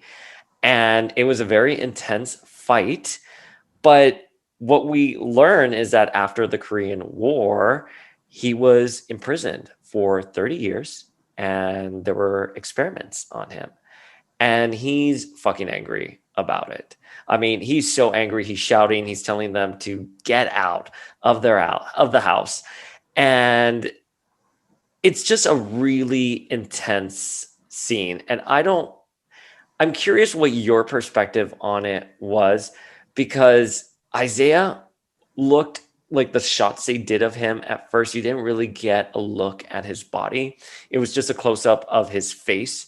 And I was sort of expecting someone to be a little bit more elderly, a little bit more feeble. But then when it pans out, you see he's strong. And he's definitely a super soldier. But then I was also curious about the whole aging thing. And then I remembered that Steve also aged. So we have that there. Yeah. But it's such an intense scene, and I want to know more. And it resonates so much as you think more about it. Yeah, and I'm hoping we eventually get a flashback. I want to see what they're doing. But, even though the grandson is unnamed, we can assume it's Ellie. It's Ellie from the Young Avengers. And the Young Avengers are popping up all over the place. We had, obviously, the twins in WandaVision. We have Ellie here. I'm just so excited because obviously Hulkling is probably going to be in Secret Invasion. We have Cassie Lang in Ant-Man 3. And she's already been there. And we have Kate and Ironheart presumably will fill the role of Iron Lad. So he's there. I'm excited. It's a great scene all around. But it ends with him kicking them out of his house. And when Bucky and Falcon are walking on the street, Falcon is angry about the situation. I mean, and rightfully so, because he just got dicked over by the government. So he's here like, what, now there was a black super soldier that no one talked about? And he asks Bucky if he knew about this. And they begin shouting and they get really angry at each other. And then the cops stop them.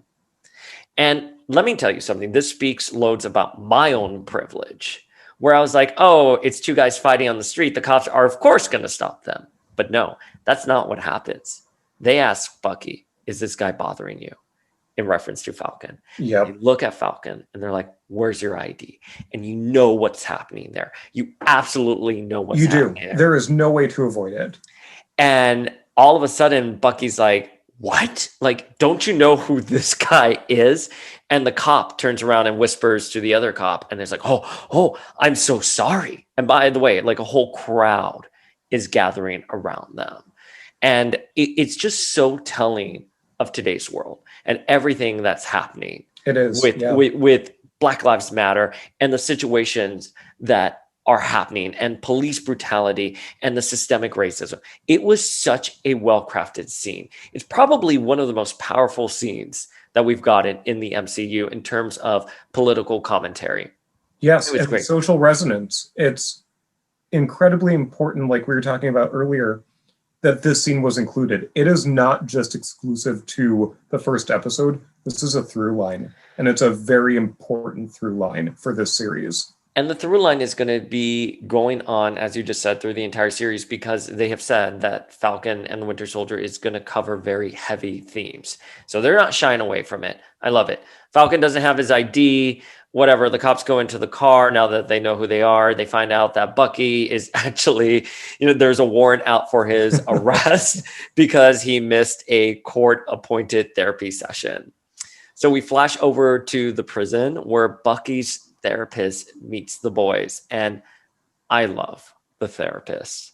I think the actress she's so good. Is wonderful. She's so commanding. She just walks in and she's here like, Bucky, we're going into a session. And she goes, oh no, Sam, come in. You're coming too. And I understand why Sam is like, okay, yes, I will join him on this therapy session.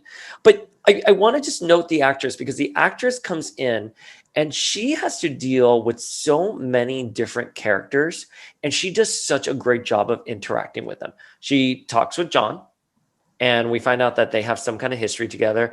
And I don't want to say that she now sees him as a contemporary or something like that, but I think she, on some level, the actress played it off with her knowing that this man needs her respect in the context of the situation, because now he's Captain America, but she doesn't necessarily agree with him, because that was a pretty douchey move when he's here like, hey, by the way, he's not gonna have to go into therapy sessions anymore. She's like, but wait, how? And he's like, hey, like he pulls like a Fonzie there. It's like, hey, it's me.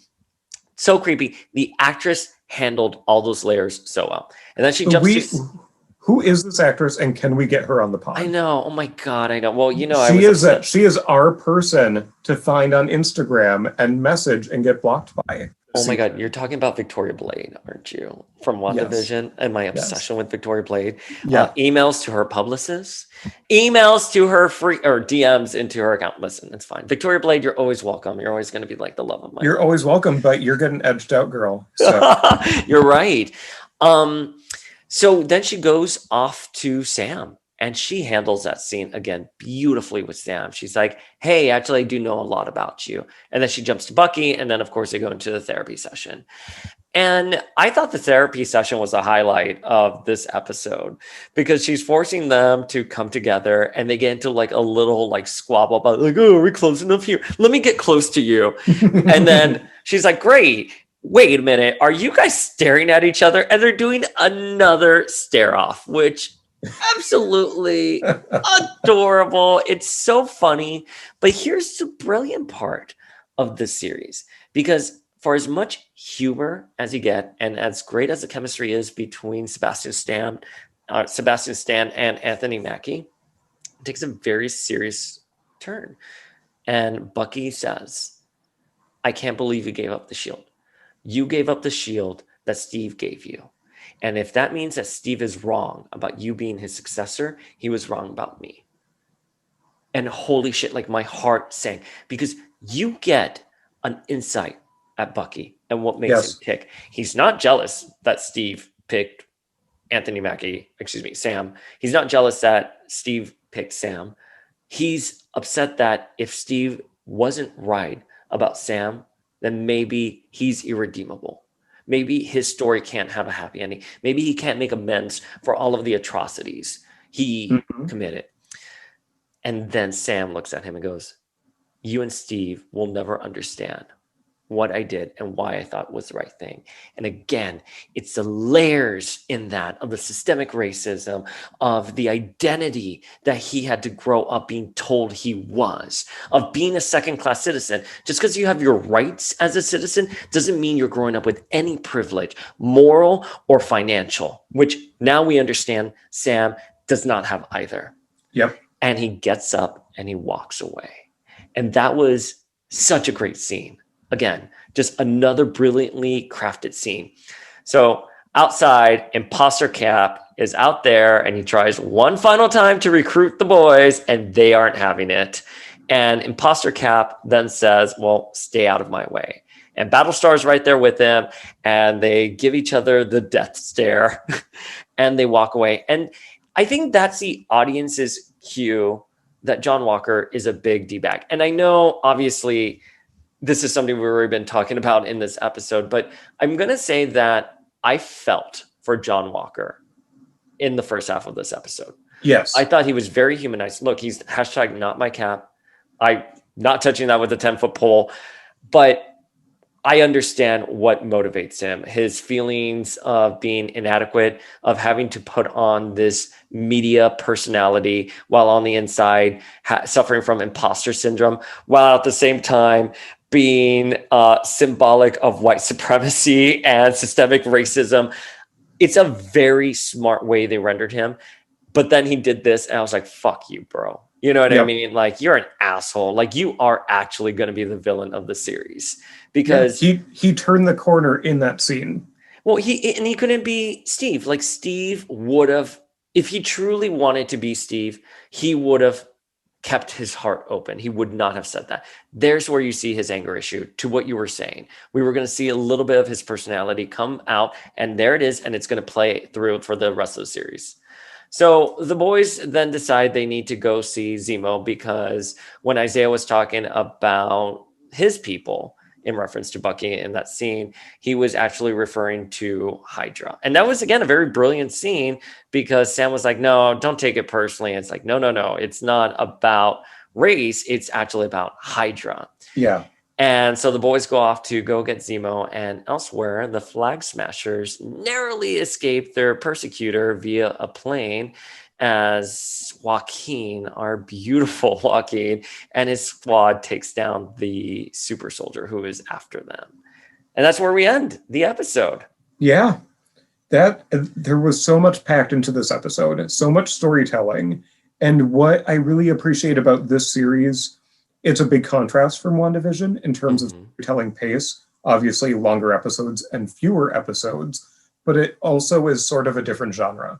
Yeah. You're getting a lot of action here, and you are getting what you think of when you think of Marvel in this series. You're getting the big action sequences, but they also now have time to really do a good job of character development, which is a lot of what WandaVision was at its core. So this is them remixing their two big concepts into a limited series. I agree.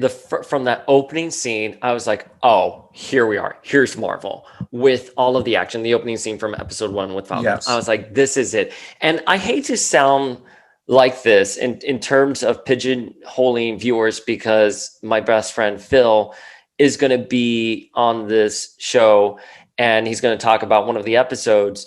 But I was like, oh, Phil's going to love this opening, because Phil is such a, he loves the action sequences. He loves all of that. And he was here like, yo, bro, it's kind of boring. And I was like, wow, that's really interesting. But what I think the show is now, what we're seeing is that they're adding layers to it, and they're making it smart. They're not just giving us a blockbuster or an action film. They're actually going to deliver those layers that you were talking about. Mm-hmm. So Madrox, before we dive into all of our feels, we do actually have quite a few listener questions. All right. So why don't we tackle them, and then we'll talk our general feels and go through our notes as well. But I wanted to get them. I usually try to save these towards the end, but a lot of these questions are just so relevant to the episode, and I think organically we'll bring them up. So yeah, our first question is, well, it's not a question. It's like, oh my God, so much. Yeah, agree. Yeah, it was a lot. It was a lot.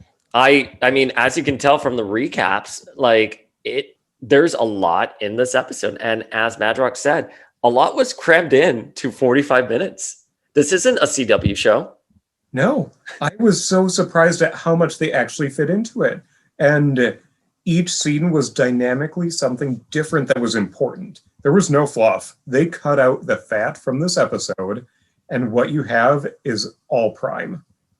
How great was the therapy session part of the episode? It was great. It was fantastic. Again, they are showing a different aspect of mental health, which I think is needed. Mm-hmm. They are sort of normalizing therapy for someone who went through PTSD, and the insistence that, no, this is a good thing. You can't just say, no, not any more sessions. this is something that's absolutely needed. And it pays off in that session because he actually said something very substantial and very at the core of his anxiety and concerns right now. Yeah, you're absolutely right. And I think this also demonstrates that soldiers who go off to war and they come back, they feel disenfranchised. And there's not a lot of resources out there for them. So something like therapy is life-saving for them. Yes. And I love, again, the therapist. I'm going to look up her name. Hang on. Let's look up her name because I don't know her name. We need to find this woman. Hang on. Let me look up her name. All right. What is her name? Okay. I think I have her here. Okay. Her name is Amy Aquino. I'm saying that like Cuban, Aquino. Amy Aquino. Amy Aquino plays the therapist, and I'm obsessed with her, and we're going to find her on Instagram. Yes, we are. Amy, if you're out there, call in. So Amy, her number is on the screen right now. Right there. We'll put you live on the air. We will FaceTime you. And I'm sorry if I butchered your last name. Amy A. Amy A. Oh my God. Are we seeking Amy? We are seeking Amy. Yes. Listeners, if you seek Amy, please let us know. Yes, and bring Brittany with you. Because we don't know unless you tell us. The Bradleys. Will we see the Isaiah Bucky fight? Yeah, I think we'll get a flashback. I think we'll get a flashback. It's definitely not current day. Yeah. Yeah, I really hope we do get a flash. I think that'll be a missed opportunity. I think it depends on the budget, to be honest, and how the pandemic affected production schedule. I don't know where Falcon and the Winter Soldier stopped production and where they picked up again. I know WandaVision had to go through some reshoots and pickups, but they were largely at the end. Mm-hmm. So I don't know. I would hope so. I think if you're going to introduce a character like Isaiah and you're going to say that he was prominent during the Korean War and him and Bucky had this huge fight, it would feel weird that we don't get a flashback to that, especially since WandaVision took the time to do flashbacks. Agreed. And with the intensity of that scene, I feel that people want more from that character. Oh, I agree. Yeah. And he's a great character. I hope he's here to stay. Yes. Obviously, we know Eli is here to stay. He's not going anywhere. All the shaky cam. I don't really notice cinematography that much. I didn't notice it. And I can be sensitive to that, and it didn't bother me. Oh, wait. Did you watch Battlestar Galactica? No. Oh, okay, because they do the shaky cam quite a bit. And then obviously with Battlestar in it. But yeah, no, I mean, I'm sensitive to that as well. I didn't notice, but I'm not a big like cinematography nerd.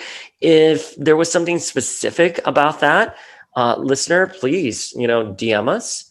Yeah. And we'll happily chat about it. But yeah, I think one of the things that Marvel does really well is that they experiment with different modes of storytelling, and obviously a camera and the director's approach to using the camera is a large part on how we view this world. So I love that they're incorporating different techniques. Yep. Okay, this is a fun one. The homoerotic scene of Bucky and Sam rolling together. I mean, it's beautiful. It's gorgeous. Who wouldn't want to roll with either / both of them in a succulent German meadow? Come on. My God, I know. And it's just, I would love to just be in Falcon's arms. Like, he has nice arms. Yeah, he does. Oh my God, that smile. Again, I want Sam. I end up with John Walker. That's just like my misguided.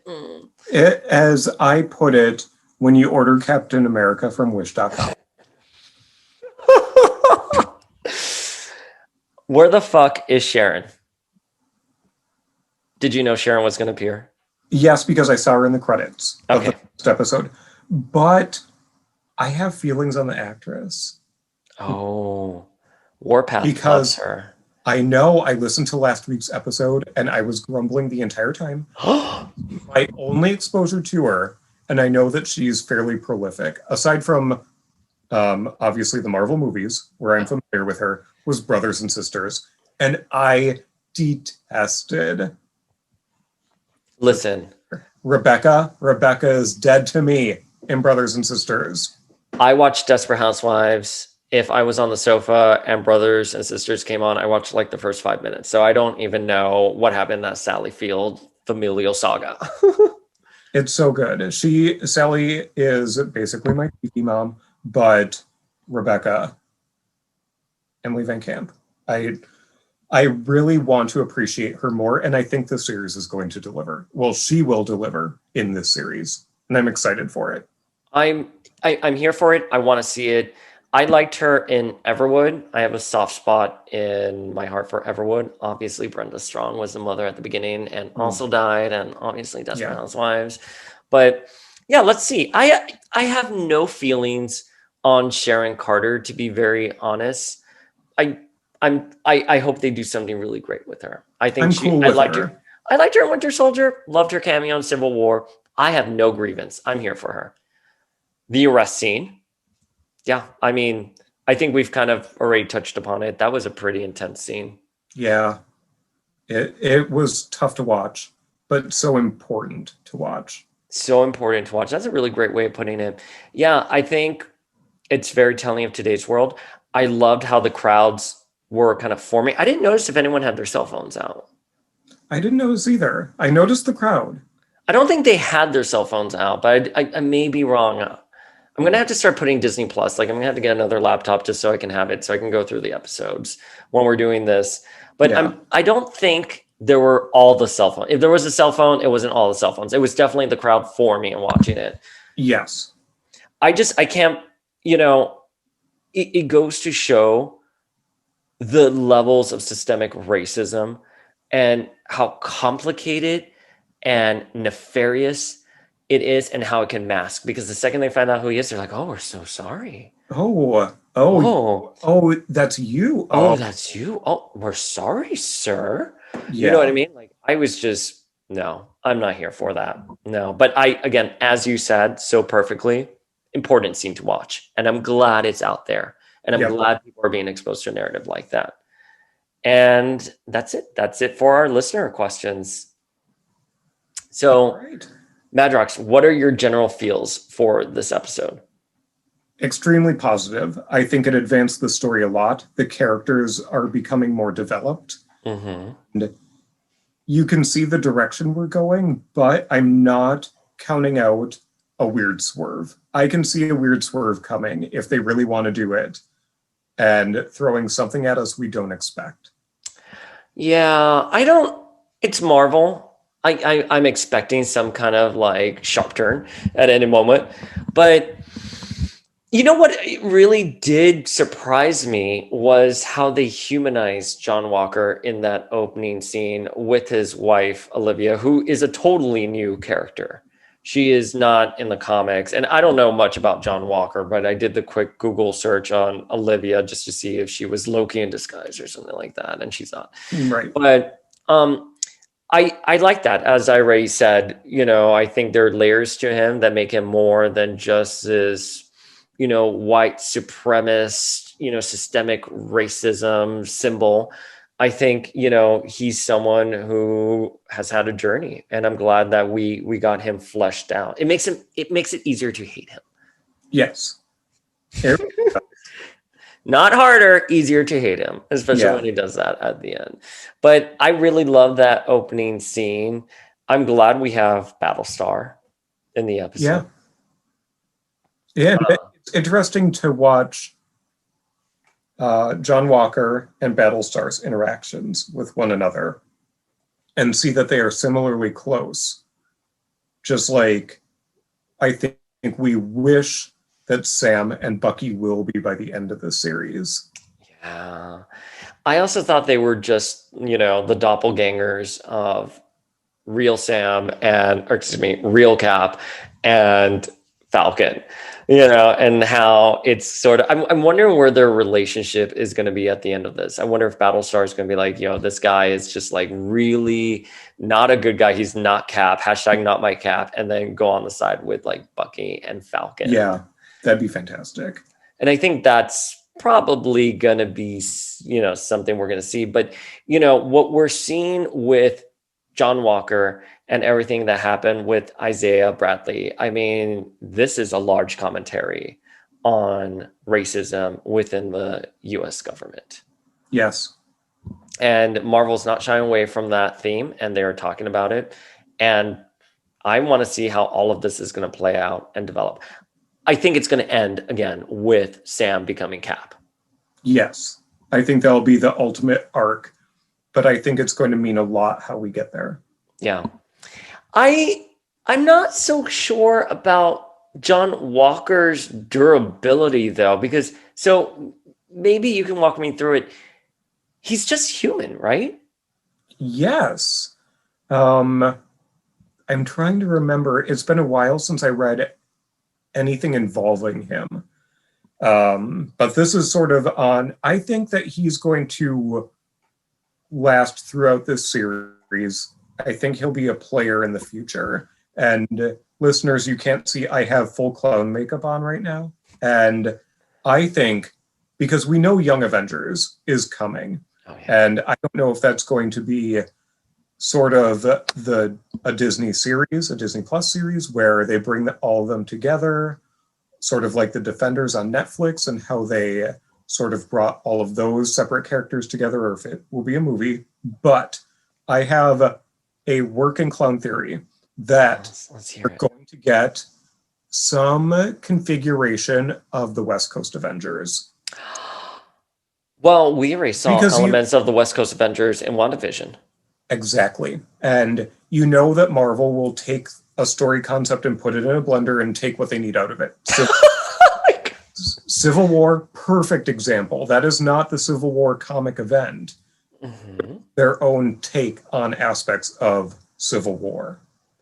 I agree. We're going to do that with West Coast Avengers because we already have two of the pieces in place from WandaVision, and US Agent is another one. Yeah, I would love it if we got White Vision and US Agent together, maybe Wanda, and then, you know, we got the Young Avengers coming together too. I agree. I was thinking about this. Is it going to be a Disney Plus like assembly, or are they going to assemble on the big screen?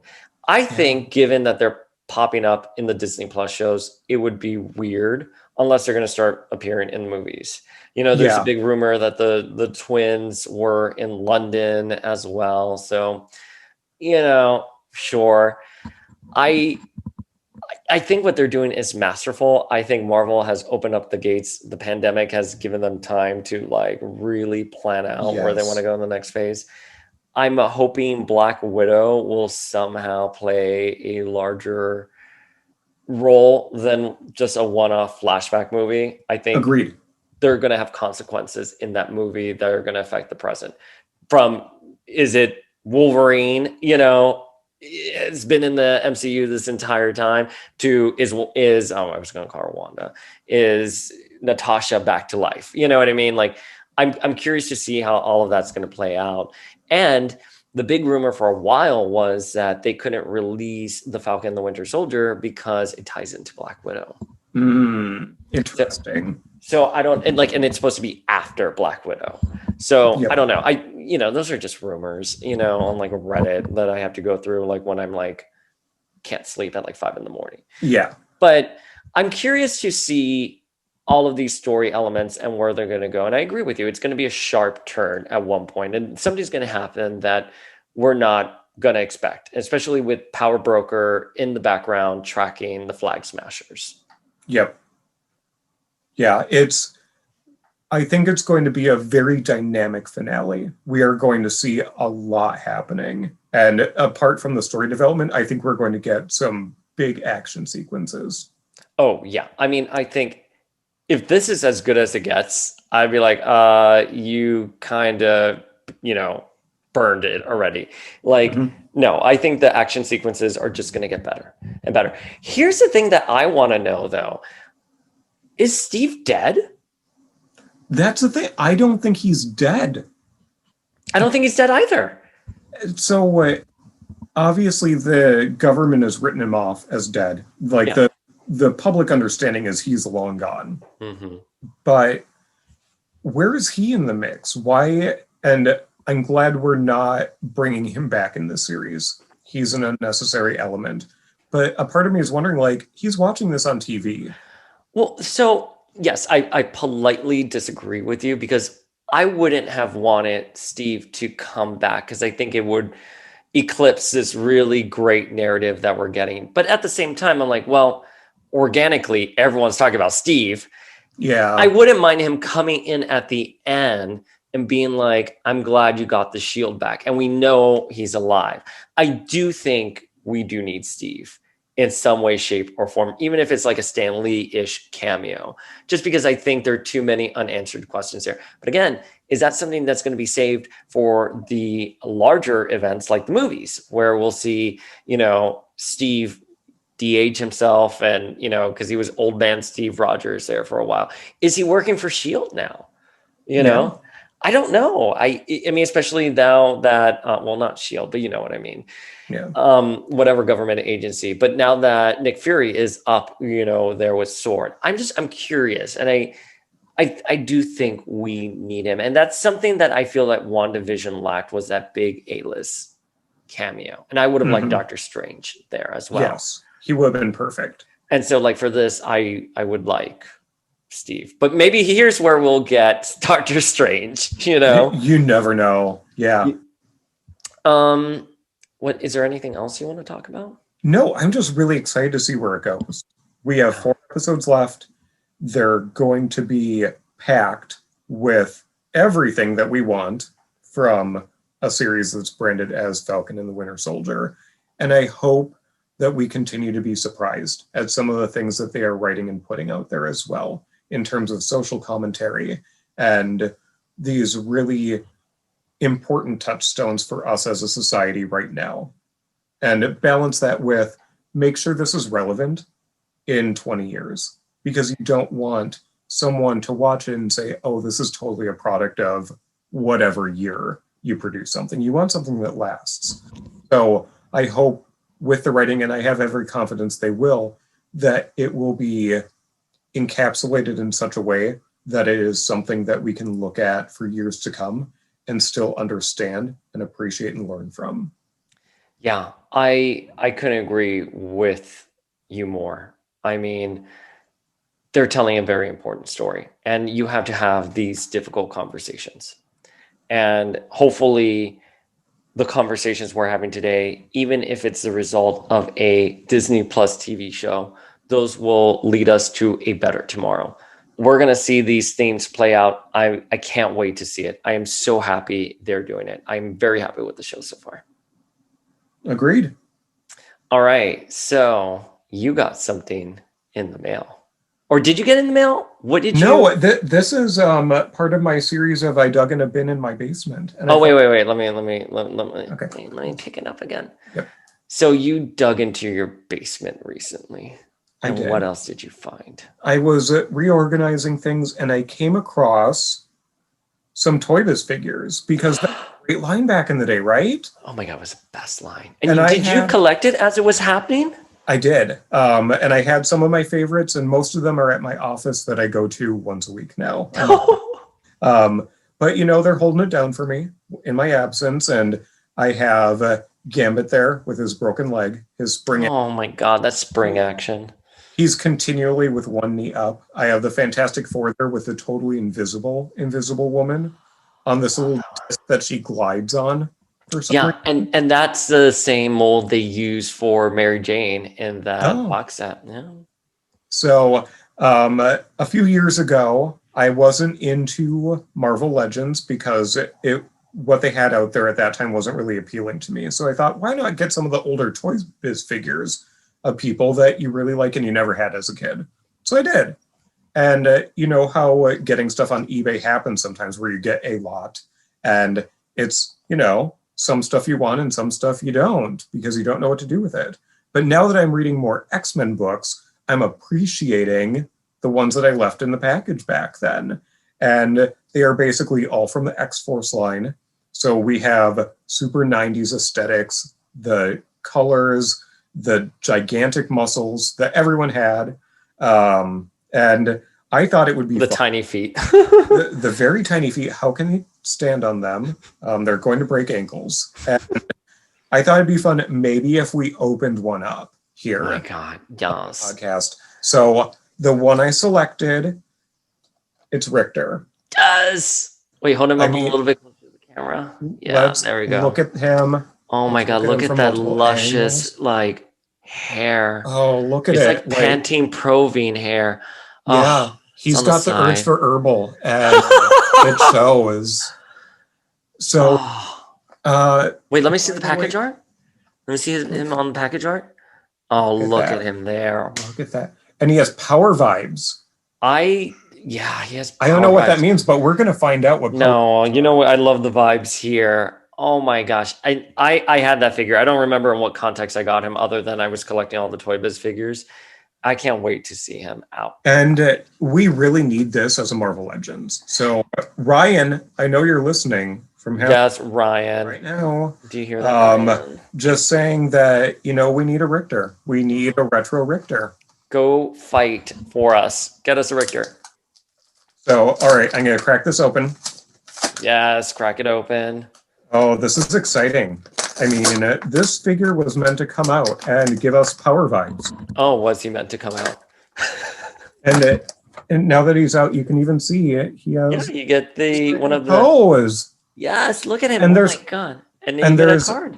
A card, Cyclops from the original team. Yeah, is that Fleer Ultra 94?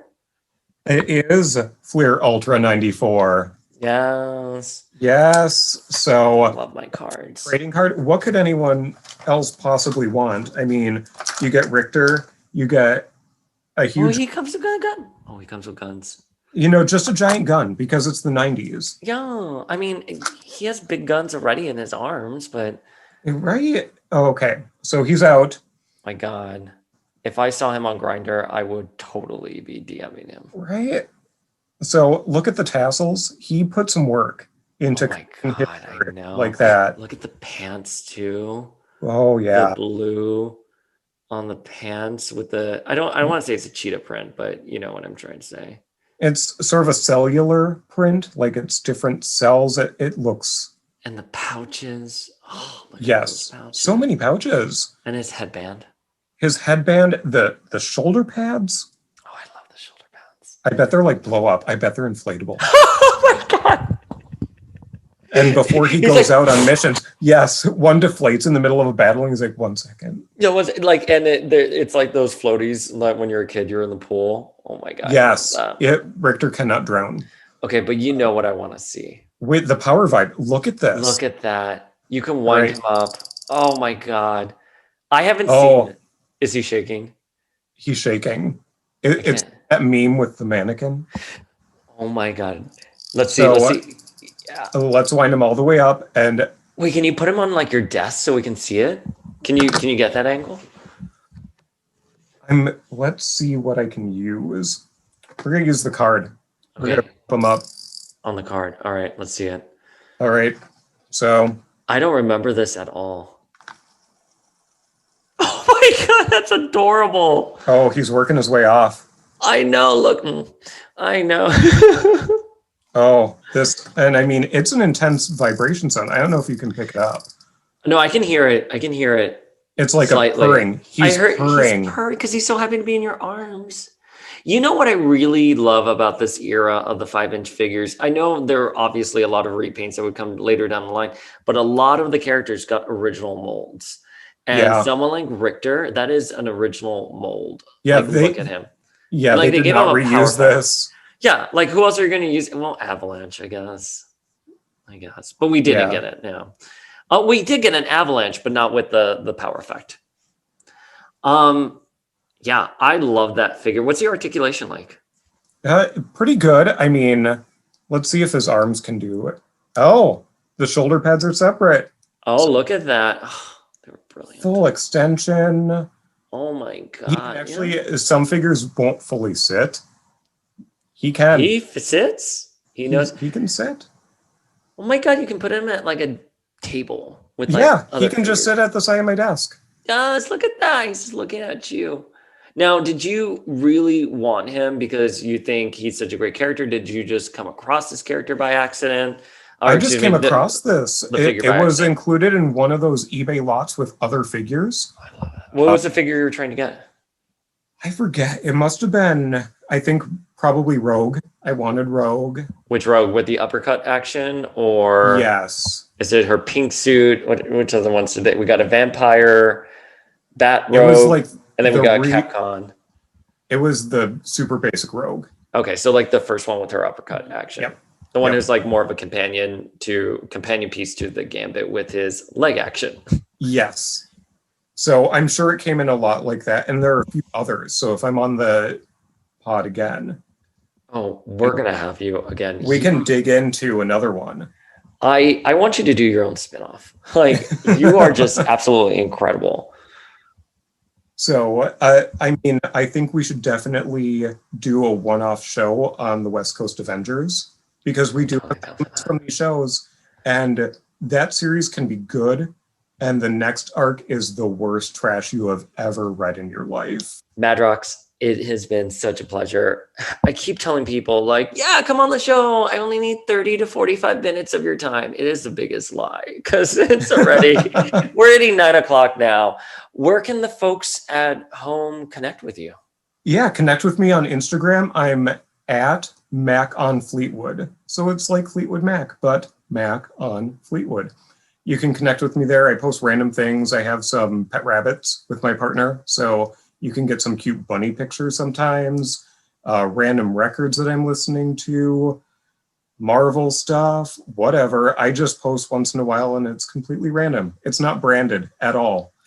Well, I'm not going to be an influencer anytime soon, but I'm more than happy to have followers and to chat with people about random shit. So come on, Mac on Fleetwood, Insta. Yeah, well, I love what you just said about fans just coming together from all walks of fandom. And whether you're a seasoned fan or you're just starting off, like, let's all like start a conversation. Absolutely. All right, folks, I am the Uncanny Dayspring, signing off.